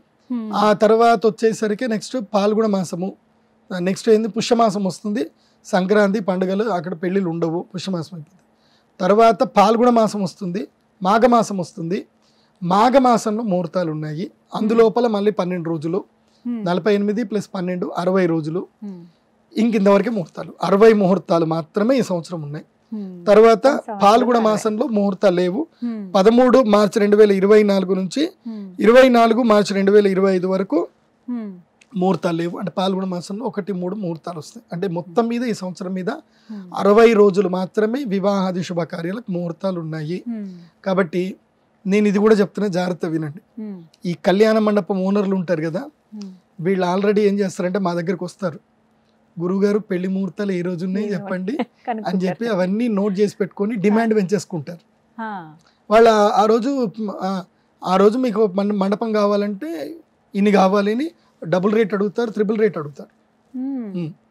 కాబట్టి ఆ కళ్యాణ మండపం ఓనర్లు అక్కడికి వెళ్ళక మునిపే మీరే మొదలు పంతులు గారి దగ్గరికి వెళ్ళిపోయి ఫస్ట్ కళ్యాణ మండపం బుక్ చేసి పెట్టుకోండి. తర్వాత కావాలంటే బ్లాక్ లో మీరు అమ్ముకోవచ్చు అనుకోండి. ఎందుకోసం అంటే ఇది జరుగుతాయి. పెళ్లి కూతురు దొరికిపోయినా ఎవరు లేదు, మండపం మొదలే బుక్ చేసి పెట్టుకోండి. ఎందుకోసం అంటే మండపాలు దొరకవు, డబుల్ రేట్లు అయిపోతాయి. ఓకే, ఇక మిగతా అందరు దొరుకుతారు, మండపాలు దొరకడం కష్టం అయిపోతాయి. ఎందుకోసం అంటే 62 రోజులు మాత్రమే, వాళ్ళు కూడా సంపాదించుకోవాలి కదా. మిగతా రోజులన్నీ ఏం చేస్తారు, బర్త్డే ఫంక్షన్లోను, యానివర్సరీ ఫంక్షన్లోను, ఈ ఏవో శారీసో, ఓనీసో, పంచలో ఏవోటి వాళ్ళు నడిపించుకుంటారు. వాళ్ళు డిమాండ్ చేయలేరు, ఇవి మాత్రం డిమాండ్ చేయగలుగుతారు. కాబట్టి హోల్డ్ చేసి పెట్టుకోండి. 62 రోజులు మాత్రం ముహూర్తం ఉంటుంది. అది కూడా మేము క్యాలెండర్ రిలీజ్ చేస్తాము, అది నా వెబ్సైట్ లో ఉంటుంది, pradeepjoshi.com లో చూసుకోండి. ఇది ఈ విధంగా ముహూర్తాలు ఉన్నాయి.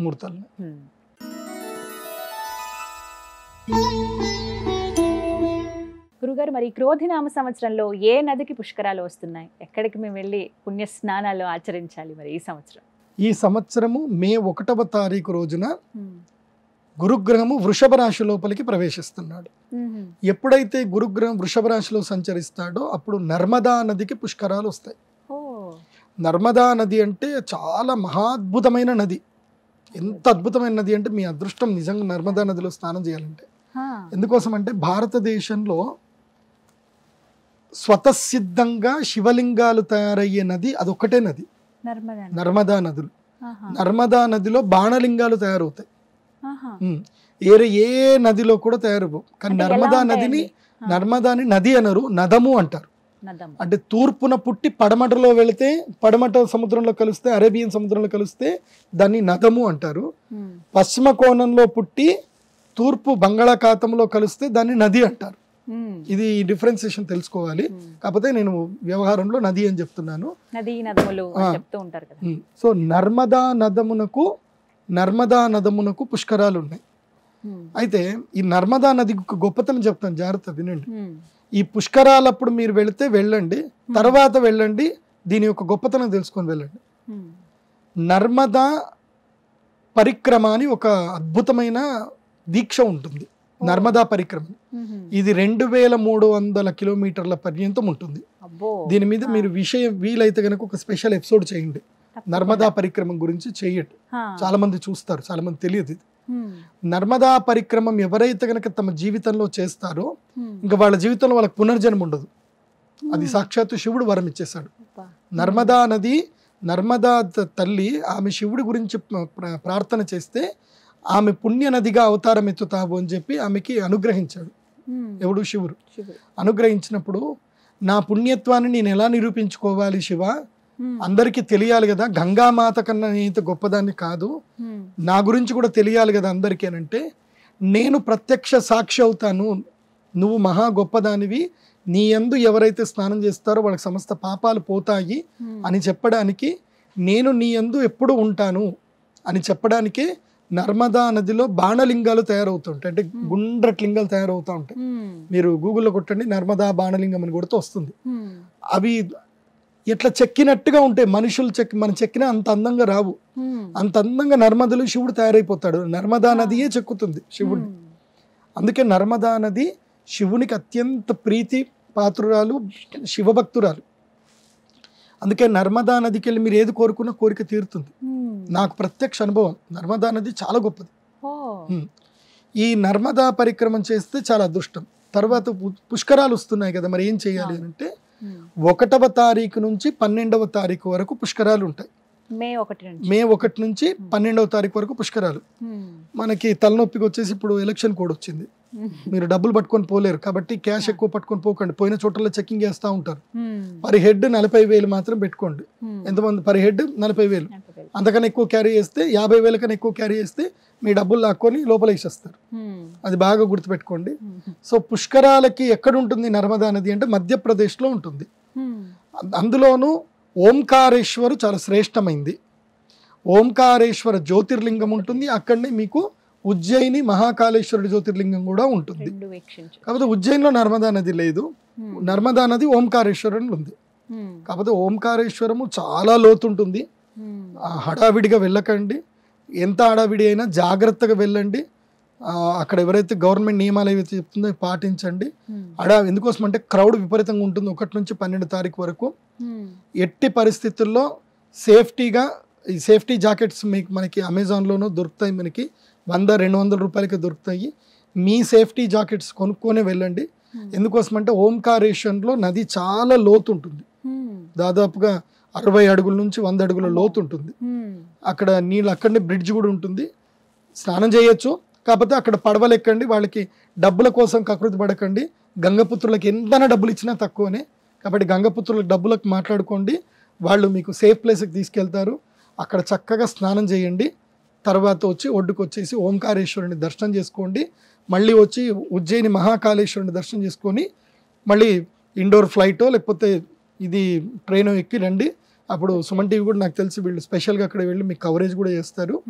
బట్ నేను చెప్పేది ఏంటంటే ఈ సంవత్సరం జలగండం అధికంగా ఉంది కాబట్టి జలగండాలు వస్తాయి. కాబట్టి ఒకసారి ఇట్లాగే జరిగింది గోదావరి పుష్కరాలప్పుడు. చాగంటి కోటేశ్వరరావు గారు చెప్పారని చెప్పి అందరూ ఒకే దగ్గరికి వెళ్ళారు. ఆ రాజమండ్రిలో ఒకే ఘాట్ దగ్గరికి వెళ్ళారు. అదే టైంకి ఎవరో రాజకీయ నాయకులు వచ్చేసరికి మొత్తం తోపులాట అయిపోతే మొత్తం నీళ్ళలో పడిపోయి చనిపోయారు చాలామంది. సో అలా జరగకుండా చూసుకోండి. అంత కంగారు పడకండి. నది ఎంత పెద్దగా ఉందంటే అది 2000 కిలోమీటర్ల పొడవు ఉంది. మీరు ఎక్కడైనా సెర్చ్ చేసుకోండి. నదిలో స్నానం చేయడం ముఖ్యం. అది ఓంకారేశ్వరనే కాదు, ఎక్కడైనా నర్మదా నదిలో మే 1వ తారీఖు నుంచి 12వ తారీఖు మధ్యలో స్నానం చేయండి. గోదావరి పుష్కర స్నానం చేయండి. తర్పణాలు వదలండి. అక్కడ మీ యొక్క పెద్దలు ఎవరైనా ఉంటే వాళ్ళకి పేరు మీద పిండ ప్రదానాలు చేయండి. వెళ్ళేటప్పుడే గోధుమ పిండి లేదంటే రాగి పిండి లేదంటే బియ్యము, అదేవిధంగా ఒక చిన్న స్టవ్, ఈ మధ్య మంచి మంచి దొరుకుతున్నాయి, ఎలక్ట్రిక్ స్టవ్లు దొరుకుతున్నాయి, గ్యాడ్జెట్స్. సో చిన్న ఎలక్ట్రిక్ స్టవ్ తీసుకెళ్ళండి. అక్కడదక్కడనే అన్నం వండండి. మంచిగా చక్కగా పిండాలు చేసి అక్కడ పెట్టి ఆ నదిలోనే పిండాలు వదిలేయండి. పితృదేవతలకి తర్పణాలు తప్పకుండా వదలాలి. మీరు అక్కడికి వెళ్ళాక దుకాణాలు దొరుకుతాయి అనుకోకండి. ఎందుకోసం అంటే అది బిజినెస్ టైం కాబట్టి ఏది పడితే అది ఇస్తారు.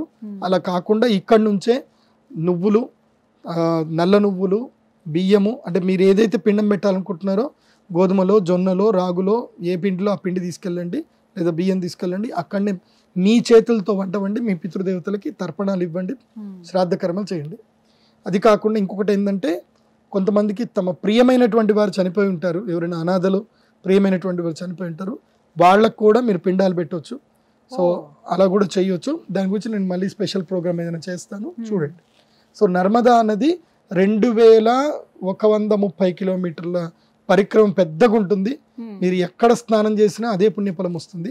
ఒకవేళ ఈ మే 12వ తారీఖు వరకు మీరు వెళ్ళలేదు, సంవత్సరంలో ఎప్పుడైనా వెళ్ళి స్నానం చేయండి, ఎప్పుడైనా వెళ్ళి స్నానం చేయొచ్చు, దానికి అంతే పుణ్యఫలం వస్తుంది. కాకపోతే పుష్కర కాలం అంటారు కాబట్టి 1 నుంచి 12 ఇది పుష్కర కాలము, దాని తర్వాత కూడా చేయొచ్చు. కాకపోతే ఒక చిన్న టిప్ ఇస్తాను మీకు, ఇది మిస్ చేసుకోవద్దు.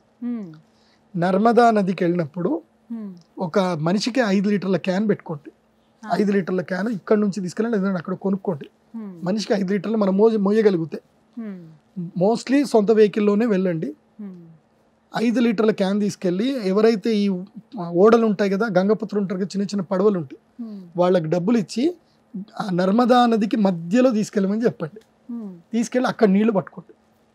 నర్మదా నది నీళ్లు కంటిన్యూగా రోజుకి 100 ml చొప్పున 48 రోజులు ఆ నీళ్లు తాగారనుకోండి, మీ శరీరంలో ఎంత పెద్ద రుగ్మతలున్నా, ఎన్ని హార్మోన్స్ రిలవెంట్ ప్రాబ్లమ్స్ ఉన్నా, దీర్ఘకాలిక రోగాలు ఏమున్నా పోతాయి. ఇది నాకు అద్భుతంగా జరిగింది.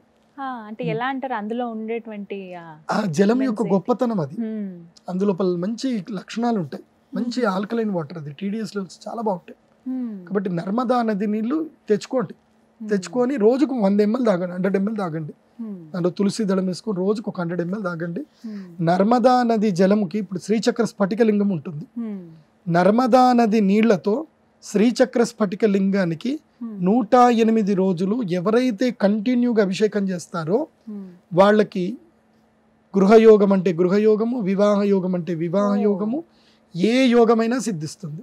ఎందుకోసము? నర్మదకి శివుడు వరం ఇచ్చాడు కాబట్టి నర్మద నుంచి నీళ్లు తెచ్చుకోండి, మీ ఇంట్లో శ్రీచక్ర స్ఫటికలింగం పెట్టుకోండి, రోజుకి 100 ml సరిపోతుంది. అభిషేకం చేయండి, ఇటు అభిషేకం చేసిన పుణ్యము వస్తుంది, ఇటు తాగడం వల్ల ఆరోగ్యము వస్తుంది. పుణ్యము పురుషార్థం రెండు వస్తాయి. కాబట్టి నర్మదా పుష్కరాలని చక్కగా చేసుకోండి. నర్మదా నదికి దండం పెట్టుకోండి. వెళ్ళినప్పుడు ఏమేమి తీసుకెళ్ళాలి చెప్తాను, జాగ్రత్త వినండి. నర్మదా పుష్కరాలకి ఒక చీర, పసుపు, కుంకుమ మంచి ఆర్గానిక్ తీసుకొని వెళ్ళండి. ఆ తర్వాత గాజులు, మట్టి గాజులు తీసుకొని వెళ్ళండి. తర్వాత ఓడి బియ్యం తీసుకోవాలండి. అందులోపల ఒక 4 కుడుకలు, ఖర్జూర పండ్లు, బాదాములు ఇవన్నీ కూడా పెట్టుకొని తీసుకొని వెళ్ళి ఆ నర్మదా నదికి ఒక చాట దాని లోపల ఒక దీపం ఎంత దాంట్లో నెయ్యి దీపం పెట్టి ఒక చాటలో ఇవన్నీ పెట్టి నర్మదాదేవికి వాయినం ఇవ్వాలి. అది అలా వెళ్ళిపోతుంది, అక్కడే మునిగిపోతుంది. అలా నర్మదాదేవికి వాయినం ఇవ్వాలి. అది కూడా అలా ఎలాంటి చీర ఉండాలంటే చక్కటి ఎర్రటి చీర ఉండాలి, లేదా తెలుపు ఎరుపు కలిసిన చీర ఉండాలి. అది ఈ విధంగా ఇవి ఖచ్చితంగా తీసుకెళ్తే మంచిది. కాటన్ చీరలు తీసుకెళ్ళండి, సిల్క్ చీరలు తీసుకెళ్తూ తిరిగి వచ్చేటప్పుడు మాత్రం ఆ నీరు తెచ్చుకుంటే తెచ్చుకోండి చాలు, ఇంకేం వద్దు. చాలా చక్కగా వివరించారండి. చాలా మంది ఎదురు చూస్తారు, కొంతమందికి తెలియదు కూడా ఈ పుష్కరాల గురించి. అంటే వేరే ఎక్కడో కదా, మన ప్రాంతంలో కాదు కదా అని అనుకుంటారు. లేదు, ఎక్కడైనా వెళ్ళాల్సిందే. నర్మదా నది మనకు పక్కనే, ఇండోర్ ఇక్కడ పక్కనే, తప్పకుండా వెళ్ళండి. నర్మదా నదికి వెళ్ళినప్పుడు నేను చెప్పిన ప్రదేశాలన్నీ చూసిరండి. 1 ఓంకారేశ్వర్ చూడండి, 2 ఉజ్జయిని మహాకాళేశ్వర్ చూడండి, అక్కడ ఘట్కాళి మాత గుడి ఉంటుంది, హరసిద్ధి మాత గుడి ఉంటుంది, తర్వాత శనైశ్వరుడి యొక్క గుడి కూడా ఉంటుంది, అక్కడ క్షిప్రా నది ఉంటుంది, క్షిప్రా నదిలో కూడా స్నానం చేయండి. ఇవి తప్పకుండా ఈ దర్శనాలన్నీ కూడా చేసుకోండి. కాళిదాసు యొక్క గుహ ఉంటుంది, అక్కడ కాళిదాసుకు అమ్మవారు ప్రత్యక్షమైన ప్రదేశం ఉంటుంది. అలాగే మనకి భర్తృహరి అని ఉంటాడు, ఆయన గుడి కూడా ఉంటుంది, అక్కడ కూడా దర్శనం చేసుకోండి. తర్వాత కుజదోషం ఉన్నటువంటి వాళ్ళకి అక్కడ అంగారేశ్వర్ గుడి ఉంటుంది, అది కూడా దర్శనం చేసుకోండి. అందరూ మీ సొంత వెహికల్లో కలిసి వెళ్ళండి. సొంత వెహికల్లో వెళ్తే అన్ని మీరు చూసుకొని రావచ్చు, బాగుంటుంది. మంచి రోడ్డు ఉంది, హైవే ఉంది, ఇక్కడ నుంచి హైదరాబాద్ నుంచి నేషనల్ హైవే 44 మంచిగా వెళ్ళిపోవచ్చు, బాగుంది. మొత్తం మీద నర్మదా పుష్కరాలు వెళ్ళి దర్శించుకుని పుణ్యస్నానం ఆచరించి వస్తే మంచిది. సుమన్ టీవీలో మీ పర్సనల్ అండ్ బిజినెస్ ప్రమోషన్స్ కోసం కింది నెంబర్కి కాంటాక్ట్ చేయండి.